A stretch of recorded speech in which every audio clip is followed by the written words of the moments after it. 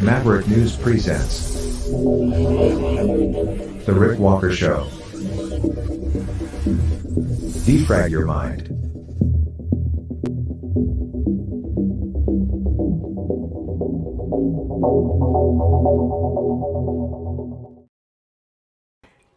Good evening, everybody. I'm Rick Walker. Welcome back to Maverick News.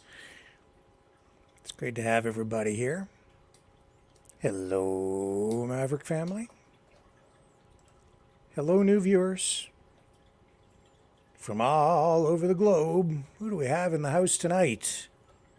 Hello, Anasty. Hello, Gucci. Hello, King RV of Canada. Welcome back, RV. Never a dull moment when RV is in the house. You never know what he might do. Hello, Lillian. Arthur, thank you for sending me that message last night. That was helpful as I continue navigating through that Convoy story. And hello, Larry. Yeah, Halo says, crazy RV. He is. And folks, if you haven't been here before, I can only tell you that RV keeps things colorful around here. Keeps me on my toes. I am always trying to act as the eyes and ears of the public and do my best to hold those who need to be held accountable. And then RV does his best to tries to keep me accountable too. That's okay. Hello, Kim. Let's go over to the Rumble channel, shall we, and see who we have in the house over there. We have Raising Wolves and Mustang Sandy and Cross member 777. Hello. Hello, D. Celtic Love. Mouth of the South, the man without a plan. Hey, hey, hey. It's Leo. And we have Freeze Dried 204. You know, one of these days, years from now, we're all going to look back on this time and social media and what we're doing here on these live streams and being in the chat. And we're going to look back at these names we make up for ourselves, and we are going to laugh. It reminds me of the old CB days when people would be cruising down the highway, talking on their CBs, and they'd have all kinds of crazy handles, nicknames that they would make up for themselves, or sometimes other people would make them up for, somebody might make one for you. You know those old handles like Rubber Duck. And there was all kinds of CB lingo, like police were bears, right? Yeah, well, we're going to look back on this one of these days. Look back at some of these crazy names that we've made up for ourselves, and we're going to laugh.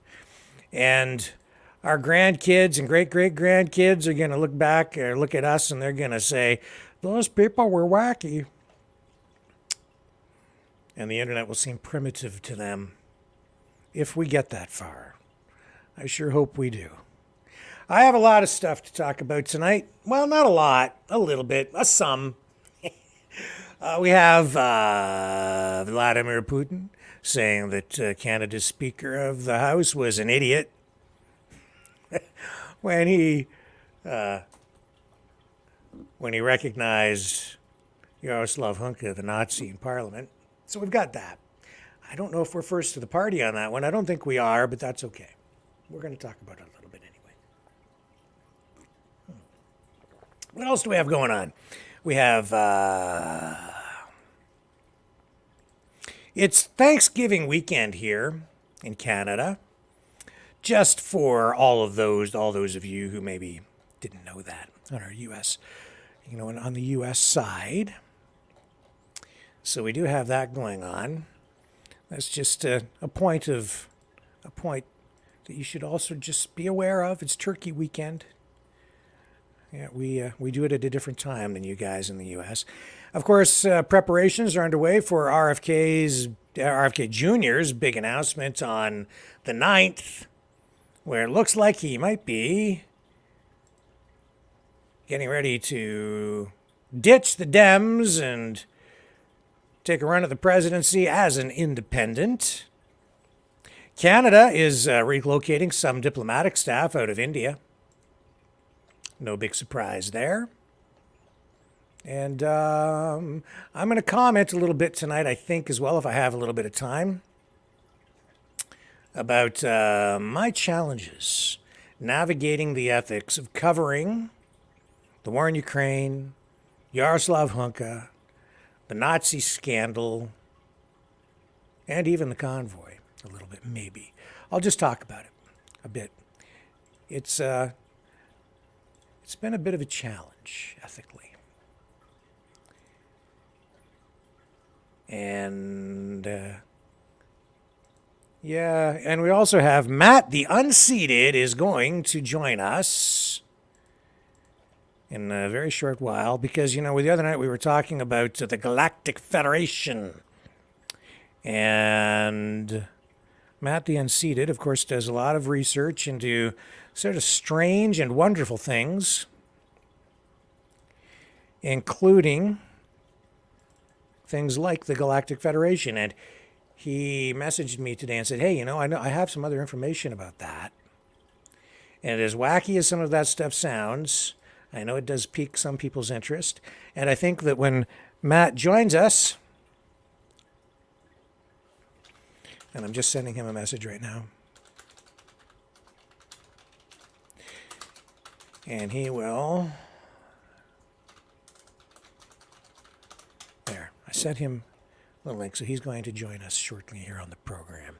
And I think it will give you a better perspective on what we were talking about yesterday, day before, whatever. 2 nights, actually, we mentioned it.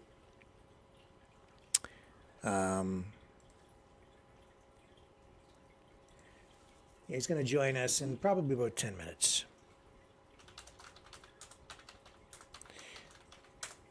Yeah. So he'll be coming on in 10. So it'll give you a better perspective on what we were talking about the other night, about the Galactic Federation, which all ties back into that, today's psychological propaganda, information warfare stuff that we were chatting about, which is actually pretty important, pretty darn important stuff. Yeah, and I'm going to take a quick break here so that I can send a couple of links over there to Matt and get some other stuff queued up, and I will be right back. It's going to be a great show because not only that, we are, I think, going to go to the phones pretty early tonight and give you guys a voice here on Maverick News. Because we are all about free speech, free expression, freedom of media. And that means sometimes opening the floor to you so you can exercise your right to free speech.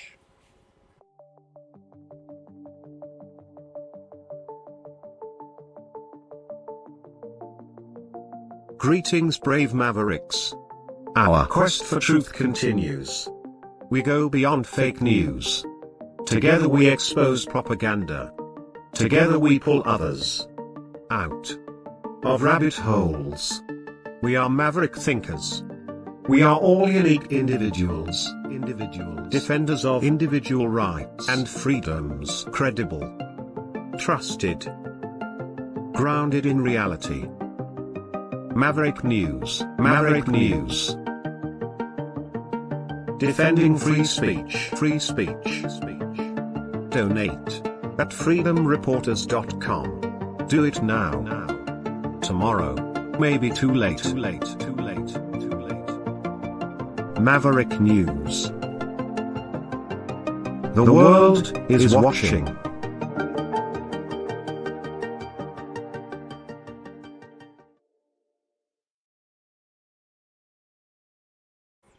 Welcome back. I'm still here. Where shall I begin? Let me start with this.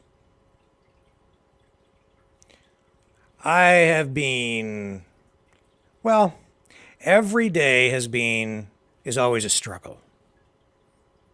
It's always a challenge. Practicing journalism.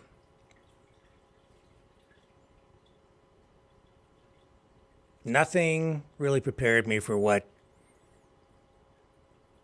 I am facing as a journalist today because of this new medium, social media, because of what is going on in politics all around the world. Everything seems to be upside down. And the medium of social media has changed the game. Within journalism, there's real polarization. It's pretty tough to find an actual balanced newscast of any kind anywhere. Everybody seems to, in one way or another, be an activist more than an actual journalist these days, in my view. I'm pretty old school, and I get very uncomfortable dealing with activism versus journalism. I've always pledged to you that I will serve the public interest, that I'm here for you. That's as simple as it gets. But it's not easy to do that.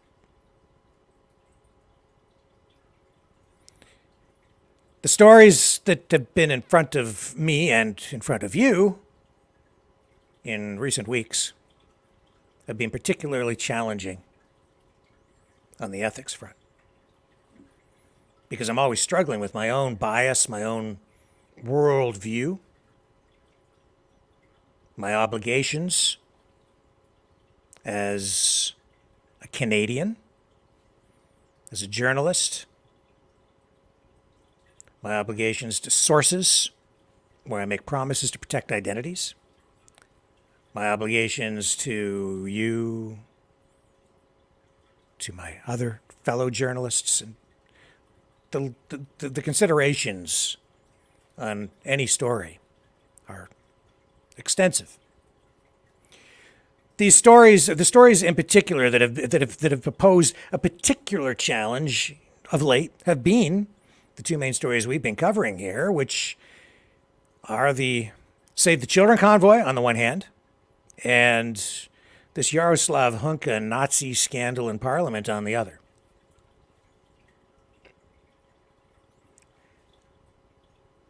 The convoy, difficult because I want to make sure that I do everything legally. I've wanted to make sure that anybody giving me information about anything within that group over the last number of months, really, as that story has unfolded, has been factual, and then where I make a promise to someone not to reveal an identity as a source, I live up to that obligation, and I've done that. And it's difficult to know how much weight to give a story like that, because you don't want to be manipulated. You don't want to give people a platform and just let them use you because they just want access to you guys, the audience. A wide range of considerations. And I can only say that I think I've done my best. I have done my best, and I hope I've lived up to the standards necessary to continue to earn your trust. The Nazi scandal in Parliament has also posed a particular challenge because I am a Canadian. And so I recognize my bias in that regard. I'm loyal to my country, no question about it. Not necessarily so loyal to the reigning liberal regime or any sitting government. But to my country, to you, Canadian people, yes, always. I will always serve the public interest, and I will always live up to my obligation as a Canadian. And so when I see a story like the Nazi scandal, huge embarrassment for the country, some positive aspects to it because it's like light being shone on something, on a dark part of Canada's past and a bit of its present. But it's been very difficult to navigate ethically. But I think I've done what I need to do. And I will continue to try to do the right things. I've been getting a lot of pressure on both of those stories from people sending me information, sending me stories, sending me sidebar information, encouraging me to do more, in some cases do less. Everyone trying to influence me. Well, everyone contacting me about these things. And that goes on all the time anyway. But it has been particularly challenging with regard to these stories. And I see, certainly with regard to the Nazi story, that certain groups of journalists are piling on and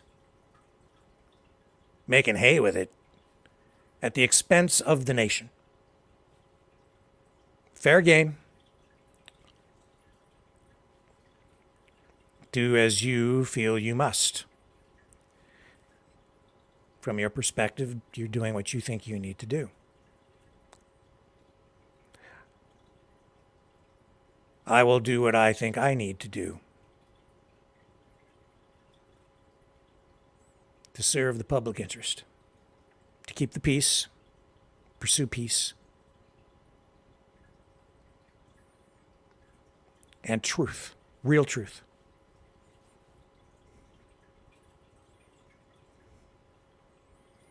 And so as people try to apply pressure to me, I feel it. I will not bend. I will try to cover these stories and give them the amount of attention and weight that I feel is appropriate based on the journalistic editorial standards that I have always used. Sometimes I fall short. I'm only human. But I'm doing my best. And I hope that people can respect that, just as I try to respect other people's voices as we continue to navigate our way through this new medium, these new times, these challenging times. The thing that is particularly challenging about the Nazi story is that we're at war. And so there are journalists who are very sympathetic, let's say, to Russia. And this has presented a real opportunity for them to score points. And they're making the most of it. Yeah, there's Lori. Hello, Lori. Welcome to the chat.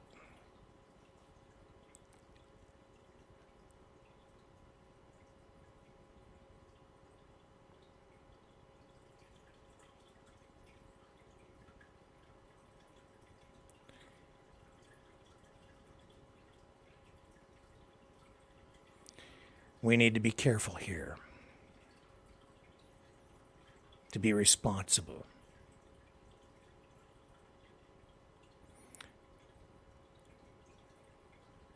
See, I'm not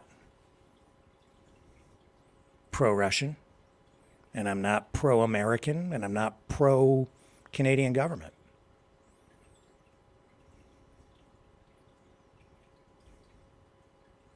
I am a Canadian. I live here. I live here. And I'm on the street here, and I see the people. I know what Canada is. I know what it is. I know what the people are. What they really are. And I know that we have some problems here and there. And I have a very clear perspective on this. And I see exactly what's going on. And I think I temper my bias reasonably well. And I'm doing that right now, with extreme scrutiny cast upon myself and a lot of soul searching.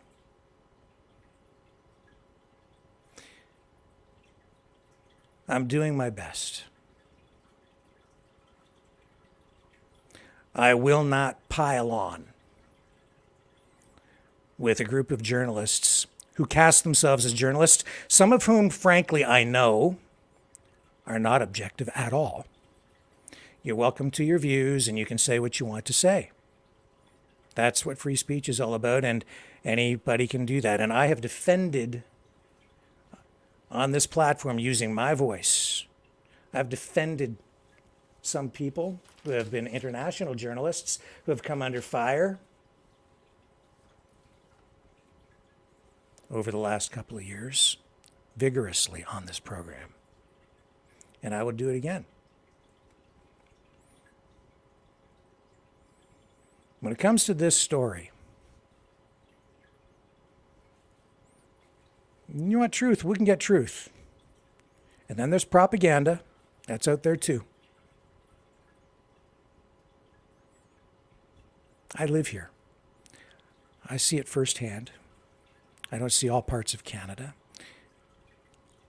And there's a whole lot of stuff being dug up from the past. The past. And that's dangerous in itself. And that has consequences. We're in dangerous territory because we are digging up the past.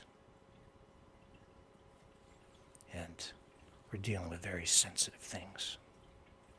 So, how many dead Nazis do we want to prosecute? And at what cost? I live here. I want the kids to be able to walk to school safely each day. I don't want a war here.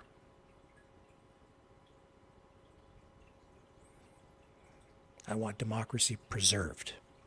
I don't want the country torn apart and torn down, and it's fragile as it is. I do want truth, responsibly. I will not pile on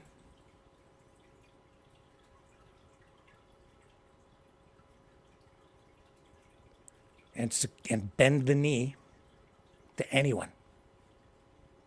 You can come here, and I don't care. You can torture me. You can shoot me in the head. I will not. I serve the public, period. That I will take to my grave. We're at war, and this is a battlefront. Now, you want truth? We can get to truth, and that can be very painful. And I'm wrestling with some of that stuff, I admit.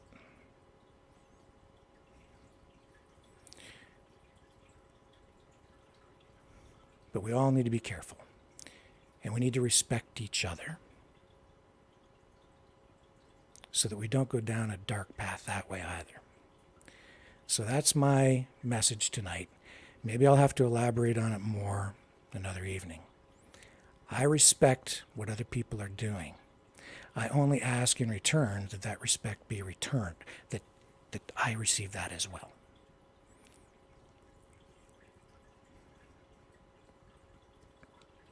I am not a propagandist.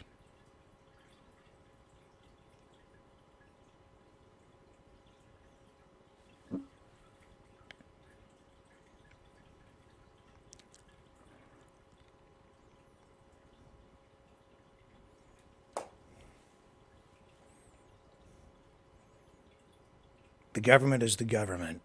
The people are the people.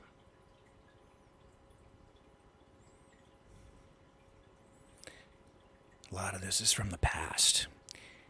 You want to learn from the past, we learn from the past. You want to dig up the past so we can repeat it, that's something else. And it's that serious. I'm about peace and truth. Peace through truth. But if anybody wants to dig up the past so that we can revisit it, reconstitute it, not into it.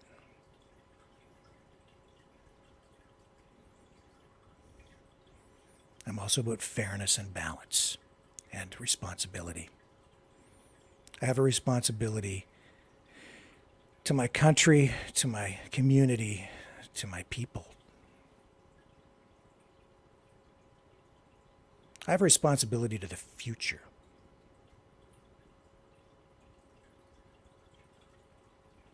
I hope you can all respect that. Doing my best. I hope you understand what I'm talking about, man.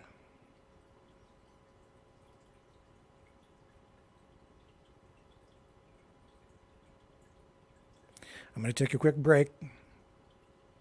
When we come back, Matt's going to join us. We're going to talk about some really weird, crazy, whacked out stuff. Because it's 2023 and I don't know if it's news or not. But it's out there. Wow. Is it out there? It's really out there. I'll be right back. Hello, world. Are you awake?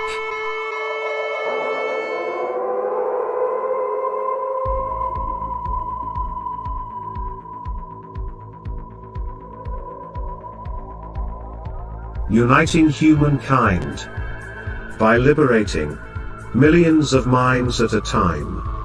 Maverick News. The world is watching.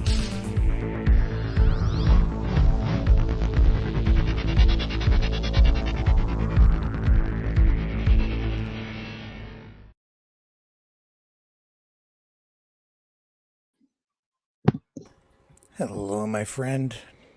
Well, hello, Rick. Interesting little discussion you were having there, and I gotta say, I do very much admire the fact that you are standing in between on certain controversial issues, putting yourself smack dab in the middle, such as with the Russia-Ukraine thing, and yeah, hopefully tonight we're going to be talking about some pretty crazy, whacked out stuff, as you said, so to speak.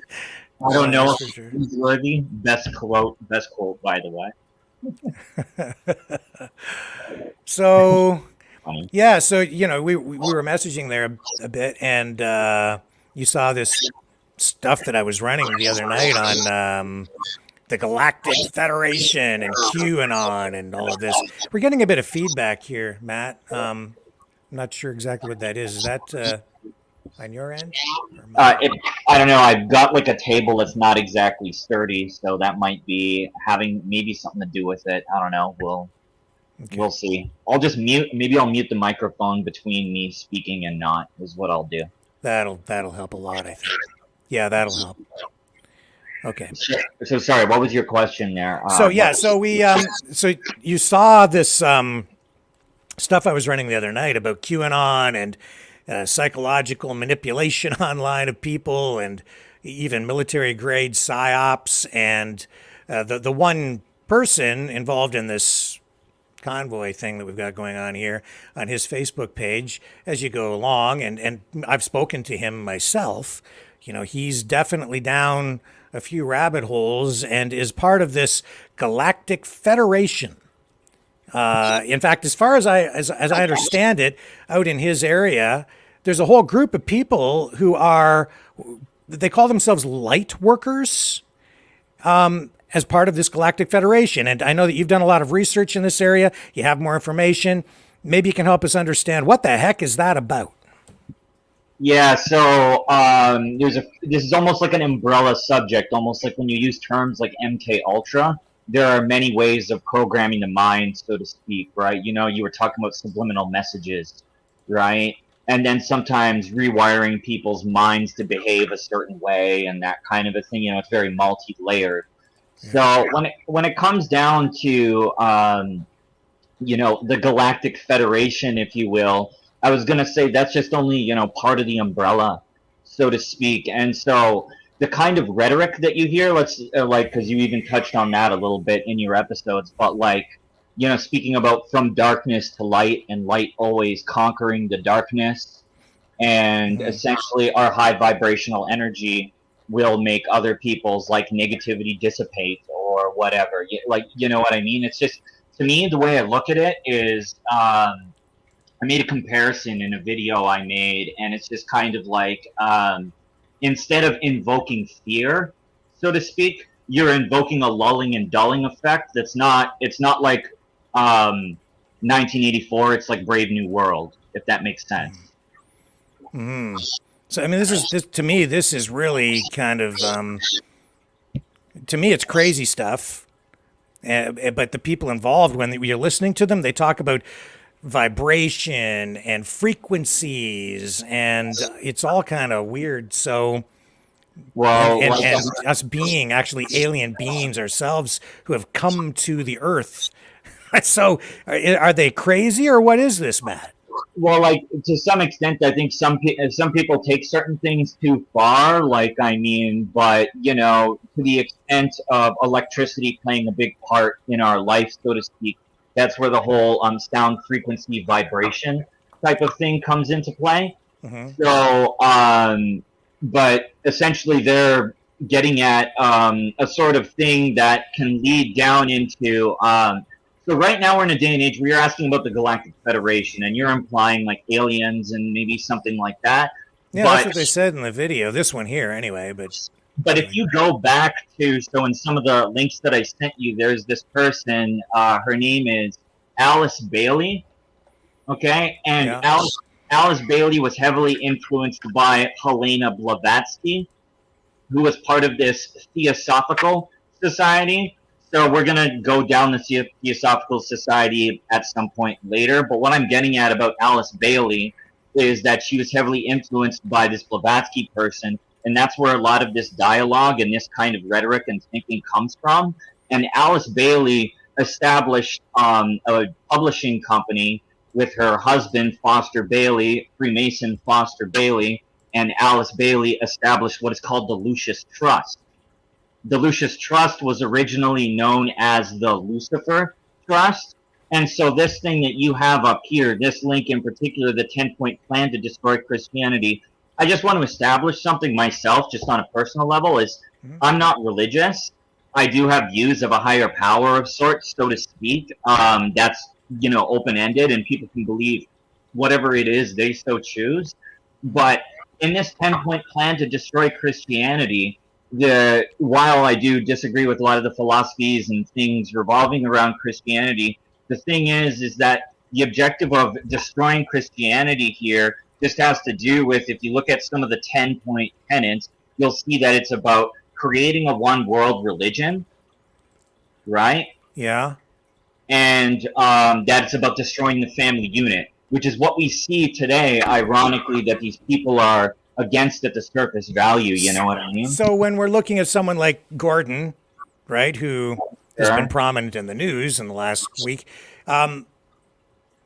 is this something he would subscribe to or believe in as part of the Galactic Empire Federation? Galactic Empire. I admittedly, so if I'm honest with you, I haven't even got the chance to speak to him, and this is actually one of the things that I would like to ask him about, if he's even heard of Alice Bailey or Helena Blavatsky. Right. Because a lot of people haven't heard these names, and there are several sub rabbit holes you can go down. Like, we haven't even talked about the Theosophical Society yet. So let me just read this out loud here. And the main purpose of the 10-point charter strategy is to either destroy Christianity or to convert the nations to New Age philosophies. The Alice Bailey 10-point plan is also part of a larger strategy to eventually introduce a new world order system The 10-point charter by Alice Bailey is: 1, take God and prayer out of the education system. 2, reduce parental authority over the children. 3, destroy the Judeo-Christian family structure or the traditional Christian family structure. 4, and this is an Aldous Huxley thing, Brave New World, you're right. If sex is free, then make abortion legal and make it easy. 5, divorce easy and legal, free people from the concept of marriage for life. 6, make homosexuality an alternative lifestyle. 7, debase art, make it run mad. 8, use media to promote and change mindsets. Yeah. 9, create an interfaith movement. And 10, get governments to make all these law and get the church to endorse these changes. I think we're there, Matt. Yeah, no shit, we are. So, again, like, I mean, this stuff, it has very dark roots because of the simple effect, like I was getting at the lulling and dulling aspect, right? And Yeah. while some people might be waiting on, the Galactic Federation, what this person did, if I'm going to parallel that exact same philosophy, Alice Bailey spoke about something called the Ascended Masters. That's open to interpretation as to whether you want to look at them as etheric, spiritual beings, egregores, if you're familiar with this term. But basically, she she looked really highly at this guy called Dewal Cole, which is typically abbreviated as DK. Mm-hmm. And the only good thing about the New Age that it did, the only good thing, but it was for a bad purpose, unfortunately, was uniting different philosophies from the East, from Europe, and certain aspects of Abrahamic faiths as well, right? So I do think that there were some good things about it, but I don't ultimately really agree with the way that it is used and weaponized by certain individuals. And again, by the way, I just want to make this very clear. This is not toward Gordon and toward any of the people who are running the non-boy convoy or whatever, right? This is just in general, like what I'm saying, and I have encountered people who have this kind of ideology and stuff in my research and had to make videos and that kind of a thing. So, but yeah, sorry, you go ahead. Go right ahead. So I see that we've shown actually on the program over the last number of days that there are a growing number of people who are being exposed to QAnon stuff, and even psychological warfare. In fact, today somebody sent me some links to some newspaper articles from almost 2 years ago now, or just articles that came out after the pandemic, talking about the Canadian government and the Canadian military using military propaganda techniques on the Canadian public in order to get people to take certain actions and adjust people's attitudes toward the lockdowns, vaccines, things like that. So, I mean, it's a real thing, and the government in Canada has actually been using it on its own people during the pandemic, and they've acknowledged that, which has enraged a lot of people because I think it's unethical to be doing that without people's knowledge or consent, just period. It's not right to do it. Thoughts? No, it's totally unethical to influence people's behavior, especially on a subconscious level that they don't even realize, right? And the example that you specifically gave with the Marcus Gray clip, I did see. I didn't see the subliminal image that you mentioned, but I actually want to say that I do respect you for not showing it in its entirety, and for somebody, if they have to go find it themselves, I do understand why you did that. Because at the end of the day, that is something that is influencing that, like a revolutionary mindset, because people are pissed, right? Yep. And so, hang on, I lost you there. Let me bring you back. There you are. Sorry about that. You hear me? I can now. Yes. Yeah, I was just saying that people are pissed, and they're definitely exploiting that because think about every empire in history, right? Like, with France or Greece, all these revolutions that just usher in a new totalitarian, dictatorial force or something worse than the last, and that's actually all the justification, air quotes, that they actually need on that other side, the left, whatever you want to call it, some sort of regime, in order to succeed, right? Yep. So all orchestrated from both sides at the end of the day, like I've always said, right? Yeah. In fact, I'm going to bring up a newspaper article talking about that talks about exactly that subject, where the Canadian military used propaganda during the pandemic on the Canadian people. And here it is here from the Ottawa Citizen. Military leaders saw pandemic as unique opportunity to test propaganda techniques on Canadians, Forces report says. And there it is. We've reported on this before, but of course it's relevant tonight, so we bring it back up.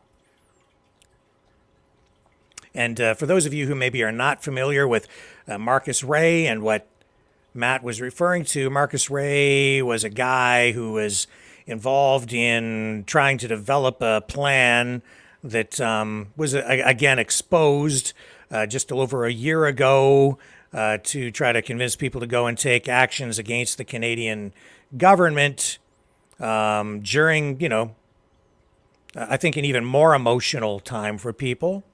We were sort of just coming out of lockdowns and people's emotions were running high at the time. I think they were trying to exploit that. And then we showed that there was this plan that was laid out in the Marcus Ray plan that was shared with people out in Western Canada, which basically mirrors the plan that that was discussed or developed with the people who are with this Convoy right now, where it was like surround buildings, arrest politicians, hold court, have executions, all these kinds of ideas and thoughts.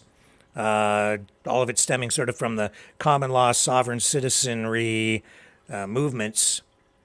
And I hope I'm not confusing people too much, but I'll throw it back over to Matt to kind of pick up the conversation from that point.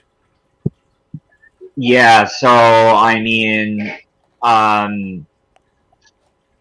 with regards to the military here, yes, like I mean, they did use I have seen this article before, and yeah, I mean, it's just you're constantly blinded by warfare, but in a way that you don't even really realize. Not even just with the subliminal messaging, but just the emotions that we're all sort of pinpointed to, and the very kinds of things that we sometimes follow.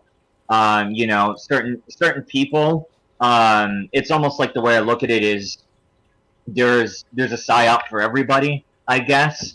Any kind of personality type, what your biases are, that sort of a thing, Yeah. in order to kind of reel you in. And so, in order to just kind of dial back, a little bit with the new age, is that there is some similarities to that and QAnon, but it's like, trust your plan, trust the plan, Donald Trump, or like trust the plan, the Galactic Federation. Is like, one just sounds maybe a little more wacky than the other, but it's like, it's still the same kind of poison to place any sort of extreme belief, idea, person on a pedestal. Yeah.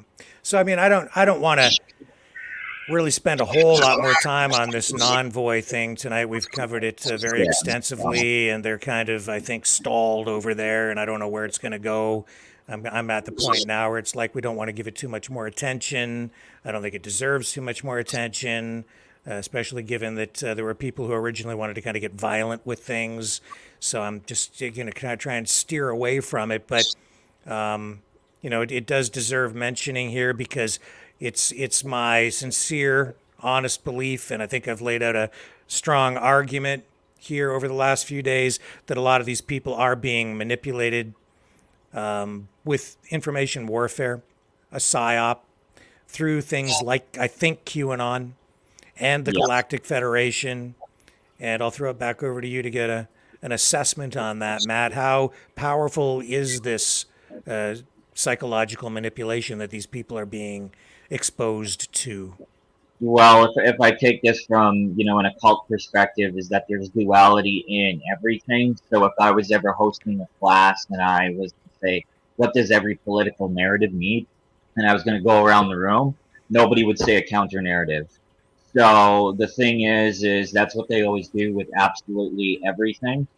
So, and if you even think about it too, the idea of Alice Bailey is actually the same as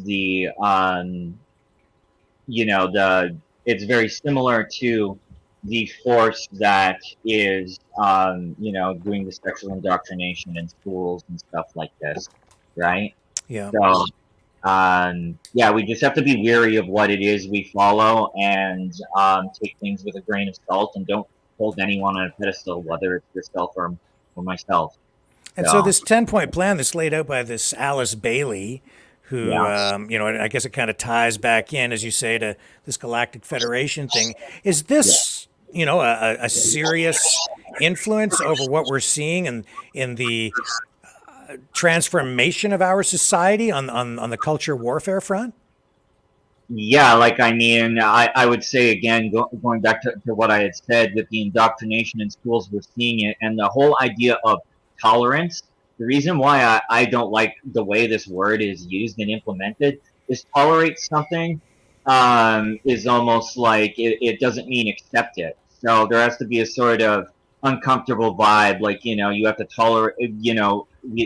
The acceptance and tolerance are words that are thrown around interchangeably, and they're two totally different things. And there has to be a certain point where you don't compromise your principles at the cost of tolerating or quote unquote or even falling into the bounds of accepting anything, right? Yeah, And right. at the end of the day too, the other thing I just want to say is with any sort of, whether someone be a good person, bad person, whatever it is they encounter in the course of their life, I don't think anybody reels in anything good or anything bad, because the one thing evil actually needs for it to succeed is good Hmm. people. Evil needs good people for it to flourish. Is Elaborate on that, explain that, extrapolate on it for people so they understand what you mean. So for any sort of, take this back to like the USSR, for instance, with what's called Operation Trust, is Vladimir Lenin, the head of the Soviet Communist Party. He established a front organization that appeared to be anti-Bolshevik, anti-USSR, and basically people signed up for this organization thinking that they were going up against the Reds, but the reality is he was controlling the narrative. That's where the quote comes in: "The best way to control the opposition is to lead it yourself." So you just as a way of actually targeting people and weaponize that, and now you actually see that, but on steroids because of all these multi-layered aspects and organizations and stuff, right? Yeah. Oh, that's what I mean about using good people. Just to tie that to that is not every single person that's a part of certain organizations are necessarily bad people, but are used, and that's what it needs to flourish. The evil needs to flourish as good people. Okay. Any other avenues we need to explore here tonight on this subject? Uh, like not really, unless you really want to talk about QAnon in the New Age, we can, but it's totally your call. Totally your call. I don't know if you have other things planned on the show tonight. I have no, well, just a few other news items, really, and then we were going to do a call-in show. But, well, I don't know. If you can hold my attention, I'm all ears. If you can help me understand the QAnon craziness out there. Well, I mean, well, QAnon it largely revolves again around trusting the plan. It all revolves around. So the reason why I incorporate Freemasonry and the whole from light to dark thing Hmm. into this is 33rd degree Freemason Manly P. Hall. He basically said that the darkness and the light are one and the same, because throughout the course of initiations, people are led through the lodge with blindfolds, and then by the end of that initiation, it is revealed. So from darkness to light, right? So that's why he compared the darkness and the light as kind of like one and the same. And so with QAnon, you hear a lot of this rhetoric about the light overtaking the darkness and such, but the reality is it's all one and the same. It's just everything needs a counter narrative, like I said, right? So, Yep. Yeah. I have I have come to recognize that, and that's partly thanks to you for, refocusing my attention on that. I appreciate the comment, Yeah. man. Yeah, because of your work. So 2017, I guess, was around the time when QAnon really kind of took off. I And would say it was 2016 because I think that was when the fake or the election or something. I don't know. Sorry about the Donald word. Trump came down an escalator in that Yeah, year. Yeah, or before that. Um, and that certainly seems to be attached to the whole Trump phenomenon. Q. Any yeah. comments on that? Well, it's like also too. If you okay, so I'm gonna look at so in QAnon, I'm gonna just take the Q aspect of it for a sec, okay? Yeah. And we can look at that as Q level clearance in terms of a military badge. I'm not sure the exact specifications for what Q level clearance means. And then you could go down the avenue of thinking about something called Quetzalcoatl, Yeah. which is basically a Mesoamerican deity that when you break it down, the word Quetzalcoatl basically means plumed serpent, and plumed means like decorative or decorative with feathers. So it's basically almost like saying QAnon is a distraction right there, right? Look at this pretty serpent, look at this pretty thing, right? And serpent represents knowledge, so but it's really not knowledge, right? At the end of the day, it's just a pretty distraction. Well, I'll So tell you, these Q people from that community, they are passionate about Trump to the point where I think when he has said I could go out in the street and shoot someone and they would still vote for me, I think that's sort of it. I mean, almost right. Like that's where I think that kind of loyalty or sense of loyalty comes from is sort of in the Q movement. Although I do see some erosion of that. I think some of those Q people are pretty open to the idea of an RFK Jr. Presidency too. But it's the Trump thing. He's almost like a deity to them. yeah, no, do tell. And I also don't really understand the hopium with RFK Jr. If I'm totally honest with you, either. There's a whole lot there, but I don't want to make your episode be about RFK Jr. But the other aspect of this too is again the galactic federation, if you will. And so the kind of cross point between Donald Trump and the Galactic Federation being the hopium is the Space Force, right? The branch of the military, Yeah. right? And people have even made reference that apparently the logo looks something like the Star Trek Enterprise, It does. yeah. So that's I guess the sort of crossing point there. But I guess the alien or the spiritual metaphysical aspect is just there for a different frame of mind, right? Like your local yoga teacher or something like that. You know what I mean? Like that, a more intuitive mindset, I guess. I don't know how to put it, right? But that's where that kind of thing would more or less fall into play. Um, so, and you can again just substitute aliens for Trump. I guess at that point. Yeah. Well, man, to me it's bizarre stuff. And when I see people at his rallies with their arms up in the air and the number one pointing into the sky, saying "Where we go one, we go all," I'm like, it's unnerving for me. I'll tell you that. I find it creepy. Yeah. Thoughts? Well, yeah, no, I mean, I just think honestly holding anything on a pedestal is dangerous, right? But I mean, it is kind of creepy when you're sort of even looking at somebody and saying, they could do things that the average person can't, and I'd still like vote for them, or I'd still, follow them. When you've already carried yourself with that mindset, it's Yeah. like,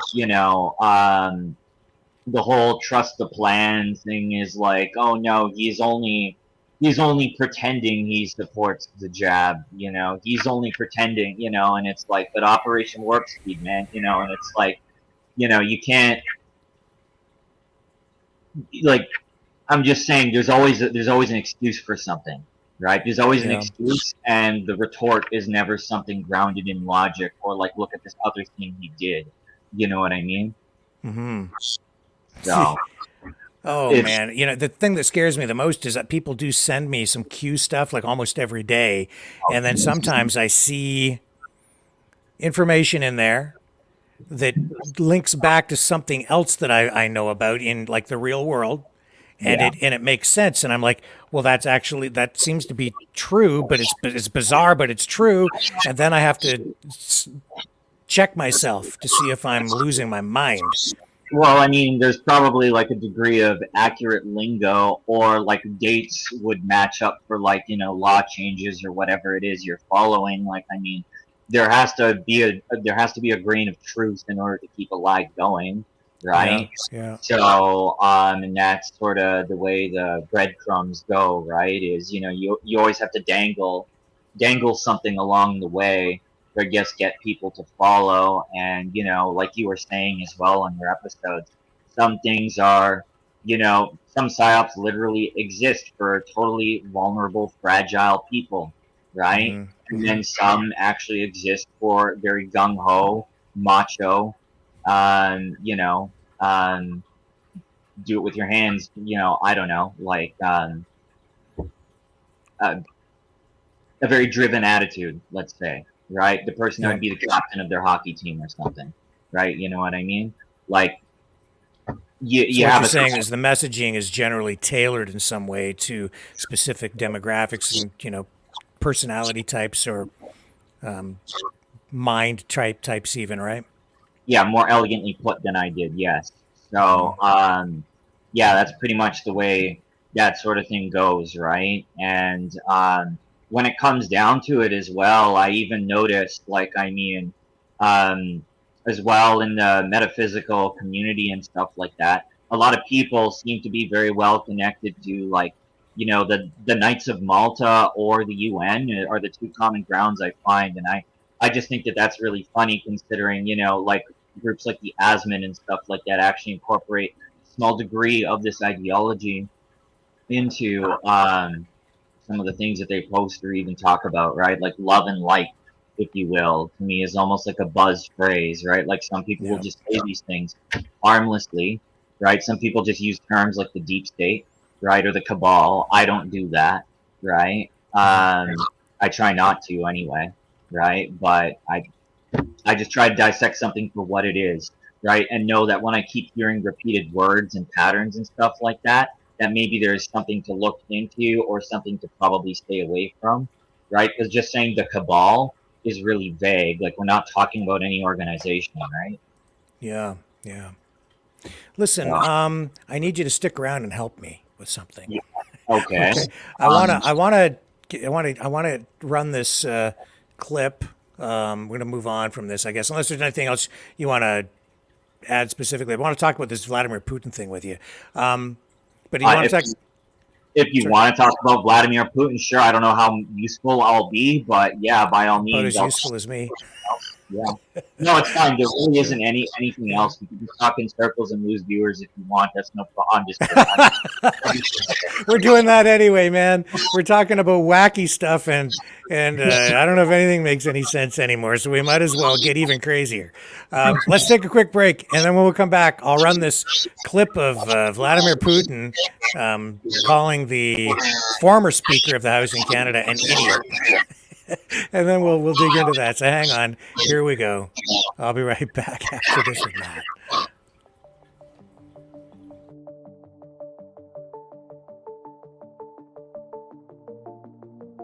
Greetings, brave Mavericks. Our quest for truth continues. We go beyond fake news. Together we expose propaganda. Together we pull others out of rabbit holes. We are maverick thinkers. We are all unique individuals, defenders of individual rights and freedoms, credible, trusted, grounded in reality. Maverick News, Maverick News. Defending free speech, Donate at freedomreporters.com. Do it now. Tomorrow. Maybe too late. Too late. Too late. Too late. Maverick News. The world is watching.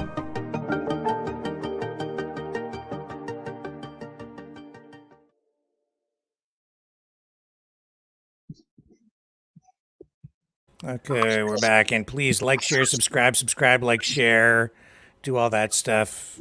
It'll help us out.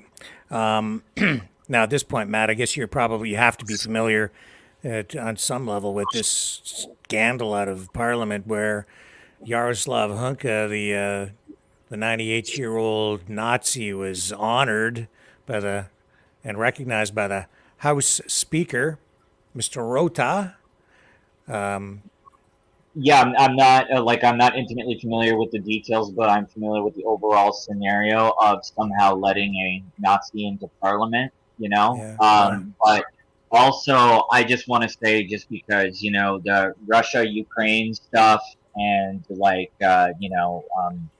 can I talk about the National Socialists and use the NAZI word, or are you wanting to keep? Yeah, at this point, I think it's free. It's free and open territory to talk anything Nazi these days. So, yeah, have at it. Okay, cool. Just making sure. But when it comes down to it, it's almost like during World War II. I mean, we fought with the communists against the Nazis, but then we turn around through Operation Unifier and train the Azov militia, right, which are neo-Nazi organization, right? So I just think it's interesting because it doesn't matter what ideology somebody preaches at surface value. They always have some kind of intention deep down, and like looking at whether you are part of a political party or an organized religion on like a global or world scale, if you will. A title like Catholic for the Pope is nothing more than a title. A title like liberal for Trudeau, even though communist would be more of an accurate label, those are nothing more than labels. They have true motives. This communist seems to love working with Nazis, so to speak, right? And I believe, and correct me if I'm wrong, I think Operation Unifier, it started in 2014 or perhaps before that, but I don't know. I'm pretty sure Chrystia Freeland was Minister of Foreign Affairs, not the financial minister at the time, which is awfully convenient considering her family background, which I'm told is revolves around Ukraine. I just confirmed here, looking it up, that it started in 2015 at the request of the Ukrainian government. Right. And has been extended to 2026. And they have over 300 Canadian Armed Forces members now deployed under Operation Unifier, training and support roles, as well as aiding in the facilitation of military aid delivery. Yeah. Right. And now we're up to about $9.6 billion of Canadian currency having been injected into that war. There's your tax dollars at work. Yeah, and I mean, like for myself, the reason why my content, I don't really, I might have made reference to it like once or twice, Russia, Ukraine. The reason why I haven't focused on it is because I know that if there's going to be something going on in the background, like Afghanistan or like the Vietnam War or like any of these things that go on for a long period of time that are a waste of dollars and probably 20 psyops at a time you don't know that are going on, or like whatever the true motives are, whether it be guns, drugs, etc. That's not uncommon, So, And the corruption over there, my God. And then, we've shown on here, Brendan did some work and showed some stuff on the dark web where weapons that were sent over to Ukraine from the West or, end up on for sale on the dark web. I mean, it's crazy stuff and disgusting, really. Yeah, do tell. It definitely is. Ukraine is unfortunately probably the most corrupt country in Europe at the surface level anyway. Yeah. But, at the end of the day, also part of why I didn't really focus too much on the crisis in and of itself was that I saw enough footage that showed like, body bags ruffling around as if it's like a crisis actor couldn't play a good dead body, and like, cardboard guns and stuff like that. I'm not saying people don't die. I'm not saying Russians don't kill Ukrainians or Ukrainians don't kill Russians or anything like that. Right. I'm just saying that there was enough bizarre footage out there that to me it just seemed like I was describing QAnon, the snake being the distracting serpent, Quetzalcoatl. Is like that's almost the way I looked at this. There was giant distraction. Huge amount of propaganda, I think, even really on both sides. And on the Ukraine side, they kept getting caught with their propaganda, caught making movies, caught fabricating stories. Just, the supermodel posing with the gun, and it turns out to be a paintball gun. Like she was going to go into battle, and it was just total BS. The Ghost of Kiev. A complete fabrication. That was during the early days of the conflict, but it hasn't really stopped. I think, there's been less exposure of fake crap that Ukraine has been putting out, but certainly there was a lot of that in the beginning. Well, oftentimes during like wars in general, it's not uncommon for one side to create a fictional war hero or something like that in order to inspire morale, patriotism, but and perhaps strike fear into the other side and stuff like that. It's not uncommon, but at the end of the day, both sides always have something to gain from it. And if we take this back to World War II, at the end of World War II, which was funded by the Swiss because they funded both sides, the Nazis and the Allies, or rather I should say the Axis and the Allies, just to put it on in proper perspective. Yeah, proper perspective. Yes, thank you. Is they ended up the United Nations is what got created in the end anyway, and then look at the very organization that is not only at the tip of Alice Bailey, right, which has the Lucius Trust as part of the UN. You also have, the sustainable agenda and things like this that really are, to put it lightly, disservices to we the people, right? Controlling tillage and farmland, stuff like that. Once you control the food, you control the people. That all goes back to like Stalin, and then even further to like Vladimir Lenin.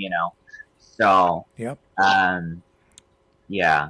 And isn't it interesting how quickly all these things that we've been talking about tonight, which might seem completely unrelated, tie together as soon as you start to analyze the stuff, right? I know it's crazy, right? Because sometimes it's hard to approach like, let's say somebody's never even heard of the Sustainable Development Goals, right? And you're going to go talk to them. It's almost like that might be a starting point there, but it's like, where do you even really begin? Because you might just totally scare somebody away if you go like, so the Galactic Federation, you know what I mean?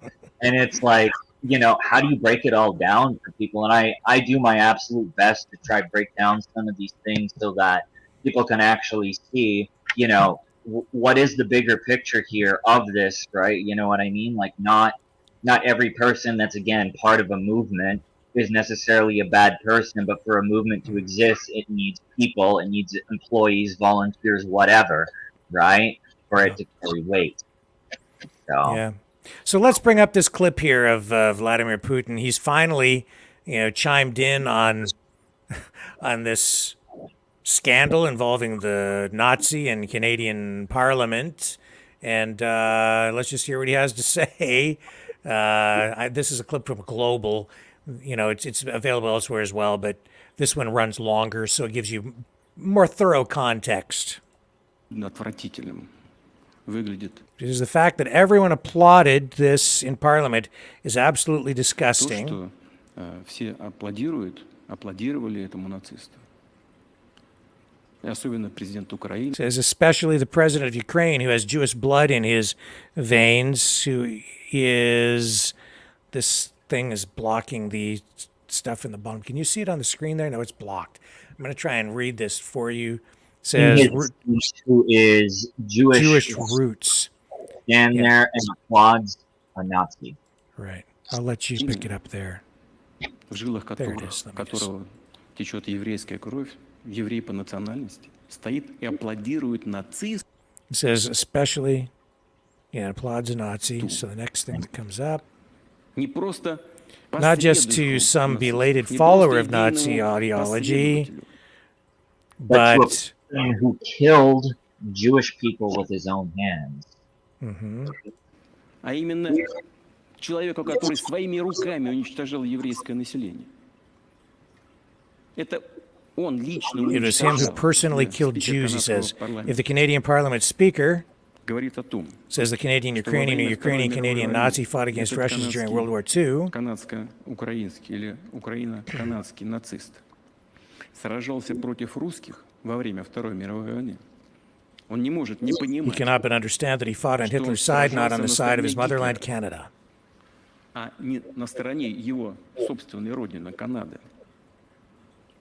Или был Or was a fascist collaborationist. In any case, he was в fighting любом on the side of the случае Nazi troops. сражался на стороне нацистских войск. Допустим, он этого Let's say he does not know that. In no way do I want to Я ни в hurt the коем feelings случае of не the хочу people of обидеть Canada. чувства канадского народа. Мы относимся к Канаде, Despite несмотря ни на everything, что, we с treat уважением, Canada with особенно respect, к- especially its Но people. если он не But знает if he does not know that during World War II, Что во it was время Hitler and his войны minions who fought against против Russians, России сражался Гитлер и его приспешники, то он идиот. then he's an idiot.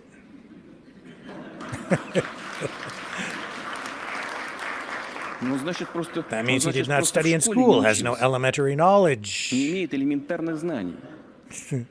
А если он But if he knows that знает, this person что fought этот on человек Hitler's сражался side на and calls him a стороне hero of Гитлера и Ukraine называет его and a hero of героем Canada, Украины и героем Канады, то он негодяй. then he's a bastard. Или так, или так. It's one way or another. Okay. I'm gonna let you start on that one. Go ahead. I'm gonna start off by saying it's an interesting script for one thing, and for two, I just don't take what's on TV too seriously. But it all just seems like he's taken an opportunity to take a stab at Trudeau, like many world leaders have, which is, and rightfully so in this particular case, to a very Yeah. extreme, right? Like, no shit.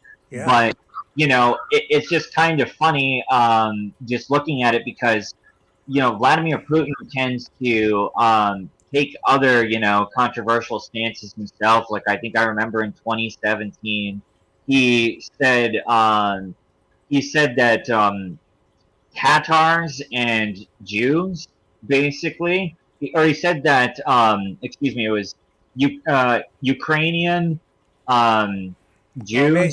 Joe Butler says this thing with Putin. I guess I missed it, man, but I've been like doing all the thousand. He says this was 10 days ago. Is that when Putin said this? I'm not sure when Putin said any of that. You asked me to be here. Yeah, I don't know. I thought it was pretty. I missed. If he was 10 days ago, I stand corrected. Right. Well, I mean, it is like totally fair for him to, of course, say No, something. it's fresh. I'm just looking up other stories here. It's fresh. It's within the last 24 hours. I thought Okay. so. Okay. Anyway, go ahead. Yeah, no, well, I was just saying that, I mean, Putin himself has had a history of making controversial remarks. Like, he said that, he basically said that Ukrainians, Jews, and Tatars living in Russia are not real Russians at one point in 2017, I think it was. And it's just kind of like, it's hypocritical, but that's exactly, just what world leaders do, right? Is just take stabs at each other when they can for publicity. The world is a stage, right? Yeah. At the end of the day. And like I said, probably both Russia and Ukraine, they also share a border, right? Have things to gain from one another too in the end of this war or throughout the actions of this war and events, right? Mhm. But I think the whole Nazi thing in general, whether we're looking at just far-right ideology in general, or we're looking at like the groups that the Canadian military helped train under Operation Unifier and stuff like that, Yeah. is that's just one piece of a puzzle of many things all acting as fuel, balances and counterbalances, right? You can throw the Galactic Federation in there, throw QAnon in there, um, throw what you described as common law sovereign citizen ideology in there, right? Is like, it's just something else to add to the blender, is all I'm saying on the world stage. Yeah, well, it's certainly in a blender right now, spinning around and around and around. And when I'm looking at the way this story is being covered, if you look at, you could open up tonight ABC, NBC, CBS, CBC, CTV, CNN, blah, blah, blah, blah, blah, here in the West, and you're not really seeing too much about it. More, certainly more in Canada than, I think there was a story related to the Nazi thing on one website that I saw tonight, news website in Canada. Nothing on the U.S. side, but boy, if you go online and you start looking what's being published in other sort of, I guess, other countries that are pro-Russian, it's like heavy duty coverage of this, of course, right? So depends on someone's perspective, and I don't know. We live right here in the thick of it. We're in Canada. We're Canadians. Let me just ask you this first, Matt. As a Canadian, how does this make you feel? How does the whole scenario we're in make us? This whole thing, this scandal, the whole damn thing. How does it make you feel as a Canadian? You're just specifically asking about this scandal, nothing else. Yeah, just this. Yeah, okay. I mean, to me, it doesn't per se worry me. It doesn't make me excited. It doesn't make me excited. It doesn't worry me, right? But it does just make me think it's just extra fuel to the fire in terms of National Socialist ideology, if you will, and perhaps even a certain small group of people even accepting that to a certain extent. Sorry, I'm not sure if I follow you. It's more people accepting what, like National Socialist ideology in Canada. There are more people accepting it because the scandal is having attention focused. I'm not sure I follow. Let me just totally backtrack entirely. Yeah, because you lost me. So how about we totally disregard that I said that? Just strike that from the record. Just God. Okay. Okay. Done. Erased. Cool. All right. So I just think that this adds more fuel to the fire. Actually, this event in general, not speaking about my personal feelings. Right. Got it. Yep. It adds more fuel to the fire. Yes. It's something like how the hell does our parliament allow this to literally enter? Yeah. Like how do they allow this to happen? Right. Yeah. When other people can parliament has security. Like of course it should. Right. So, but it's like, how could they let something like that slip by? You know what I mean? And the reality is, ideology is convenient for anybody at any given time. And when I say ideology is convenient for anybody at any given time, is that Operation Unifier. Canada has not been. They didn't fight alongside the Axis, right? So therefore, Operation Unifier was kept under wraps at the time it was going on. I'm not sure when it became public exactly. I found out about it sometime like around the truck convoy of 2022, something like that. Right. So I'm not sure when it became public information, but basically, like when it comes down to it, ideology serves only a certain purpose at the surface level, like communism, National Socialism, or whatever, only to serve a greater purpose. And like the war, basically, in and of itself, like I said, was just an excuse to establish the UN, as far as I'm concerned, right? So, see, I find the whole thing incredibly embarrassing. Yes, it makes me feel sick to my stomach. I do worry about it because I worry about what impact this might have on the future of our country insofar as is it going to destroy our system of government, tear everything down. And as you say, because it's adding fuel to the fire, I see that it can inflame friction between different groups and get people fighting more, which I don't think helps get us to a place of peace, gets us to a place of fighting, which doesn't necessarily solve a problem.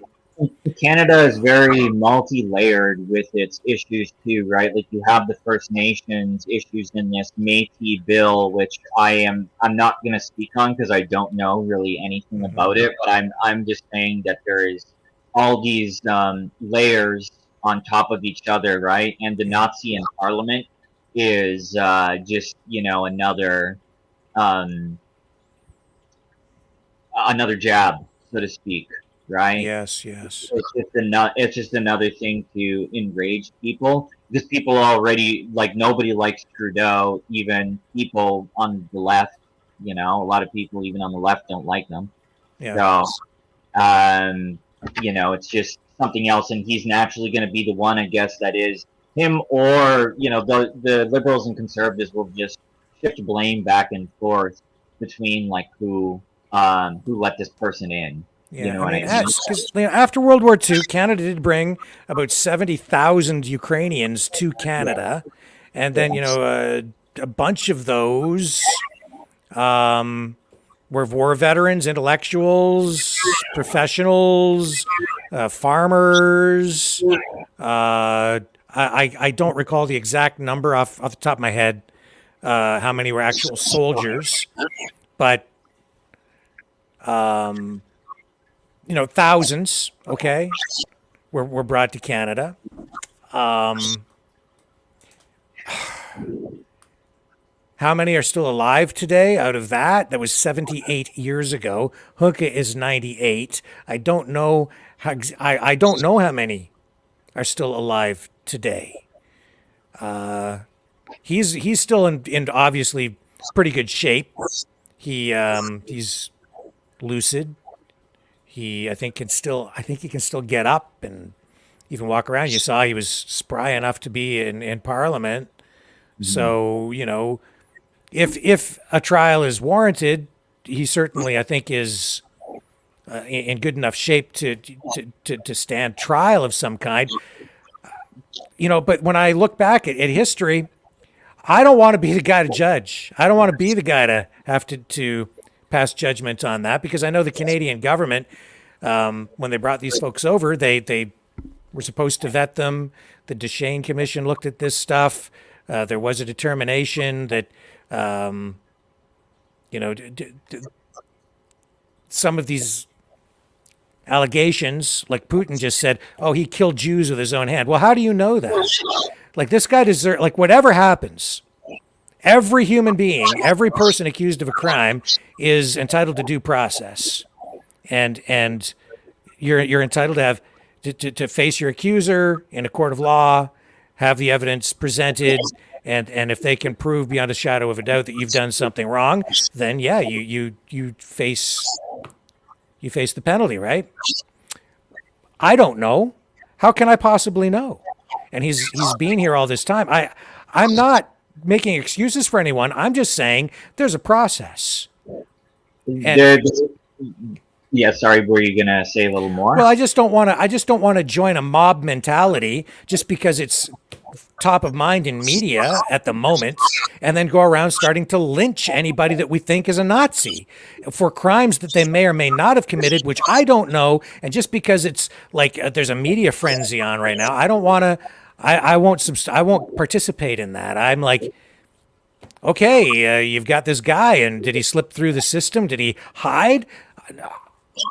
Honestly, the way I look at it is you can't look at this as incompetence with all of the trained personnel that there are around, right. And also the amount of people that are doing background checks on people, right? Whether they be in some kind of shadow cabinet or whatever, or it be somebody who just works in Parliament. There's enough ways to find a background check, and it's not hard to Google the guy's name, which I can't remember offhand. It doesn't really matter, but Yeah. The point that I'm really like getting at here is just that to me, the reason why it just feels like they allowed it to happen straight up for an outrage is just because there's no Seems, way you yeah. could just let that happen with everything that goes on in a parliament building. And the thing is, like, yeah, I have to kind of agree with you. The question is, why do they want this? If this was intentional, you have to really, it really makes you try and wrap your head around this one, right? It's like if they knew, like if they knew that this was a real Nazi, and even if they tried to cloak it, like if they knew, there's no way they could be sitting there thinking everyone is going to be happy with this. This is not an issue, because it immediately blows up. It turns into a giant scandal. And I also don't know what his specific role was, right? Because some people, like for instance, George Soros, claimed a lot of property and assets from Jewish people that were taken on trains. Yeah. Right. And, and he claims, just because he didn't, dirty his hands, so to speak, it doesn't mean, to me, it of course doesn't mean anything. Right. And Nazis have always been, a subject of hate, for, very good reason. Yeah. But, again, it's only one piece of the puzzle too, because, even though we fought with the USSR, I can't exactly say thrilling things about Vladimir Lenin either, right? Mm-hmm. Or any of the things that they did to their citizens, right? To any USSR bloc countries, really, right? I can't, condone any of that, right? But again, like I said, war Because always. there's a whole lot of anger on the Ukrainian side over the past as well, because of things that happened in that country. And so, if we want to go down that path, we can start digging up all kinds of issues from the past that will just throw gasoline on a fire, and we can fight over it all again if people want to do that. And I'm not saying we need to just bury the past. We need to learn from it for sure. But man, I don't know. We are at war right now, so it seems like this is digging up the past and then using it to really amplify the war. Yeah, because I mean, like there are real criminals in high places, so to speak, right? And this old man, so to speak, even if he's spry and fit for trial, I in no way again have no way. Like, there's probably a way of knowing what it is he might have done. Right? I guess his diary is out there, so there is that. Right, but it's personal experience too. Like sometimes we also see things with our eye. Like I mean, you still have to view anything with a grain of salt and view it from the perspective of this is what I'm seeing and how I interpret what I'm seeing when it's written down. You know what I mean? Yeah. Because you and I can see the same thing with our own two eyes, but come to two very different conclusions and have very different thoughts. Right? Yeah. So, but like I mean. When I say World War II was a clusterfuck, like I mean, there are several things that followed. There are several things that followed with it, like Paperclip, which led into MK Ultra, I think you had an episode on MK Ultra, as far as I remember, and there's just a lot of dark buried stuff, like even the Sunder Commando unit of the Nazis, which were Jewish people that were literally fighting on behalf of the Nazis. It's kind of weird. You'll have to look up the Sunder Commando unit yourself. Yeah, I mean the problem with war is that people are killed, and that's what happens in war, and that's an atrocity, regardless, in my opinion. And you have people on both sides, regardless of any war you look at in history, and I think you're going to find probably war crimes on each side in any conflict, and the winning side gets to write the history, right? So like, I mean, they might, write the textbooks, I guess, but I mean, I've never read about World War II in a German school, right? I've never been to a German school, and I don't know that, like, I mean, I'm sure, people acknowledge, what Nazis have done type of a thing, but I have no Well, idea. just as an example, okay, Canadians, and I'm sorry, Canada, but I have to point this out. All right, our Air Force carpet bombed Germany, Yeah. Dresden, carpet bombed it, killing civilians. It's a fact. It's a known fact. Yeah. Killing civilians on purpose to demoralize the enemy during World War II. CBC actually did a documentary that I believe was actually pulled because it was so embarrassing for the country on that side. So Canadians committed an atrocity like that, but the people who did it, I don't think they were ever. I don't think there was ever justice for that. It was just, again, swept under the rug because it was so horrific that Canadians don't want to hear about it. But it's truth. So yeah, and we have swept things up, even like the Japanese internment camps we had. That's right. And too, right? Like, I mean, we suppress all the shit that we have done, right, so to speak. But again, you said the victors write the war, so to speak. But the thing is when I say we never truly won World War II, what I mean is that ideology of National Socialists and all these black ops operations and stuff like that still continued, right? And probably even still do still continue to this day, right? But again, it's one corner. I do think that communism and fascism on its extremes are just as dangerous as one another, right? I very much so. Just subtle differences between, in my opinion. Yeah, I agree.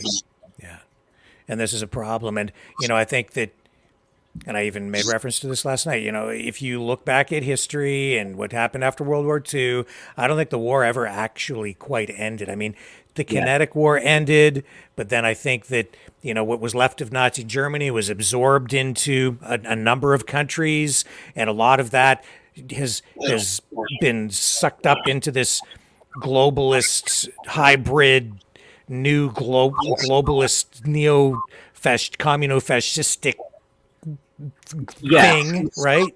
You see it manifest again in terms of like black ops crap or different ideologies and groups like the Soldiers of Odin and stuff like that, even, you know what I mean, and its origins and such.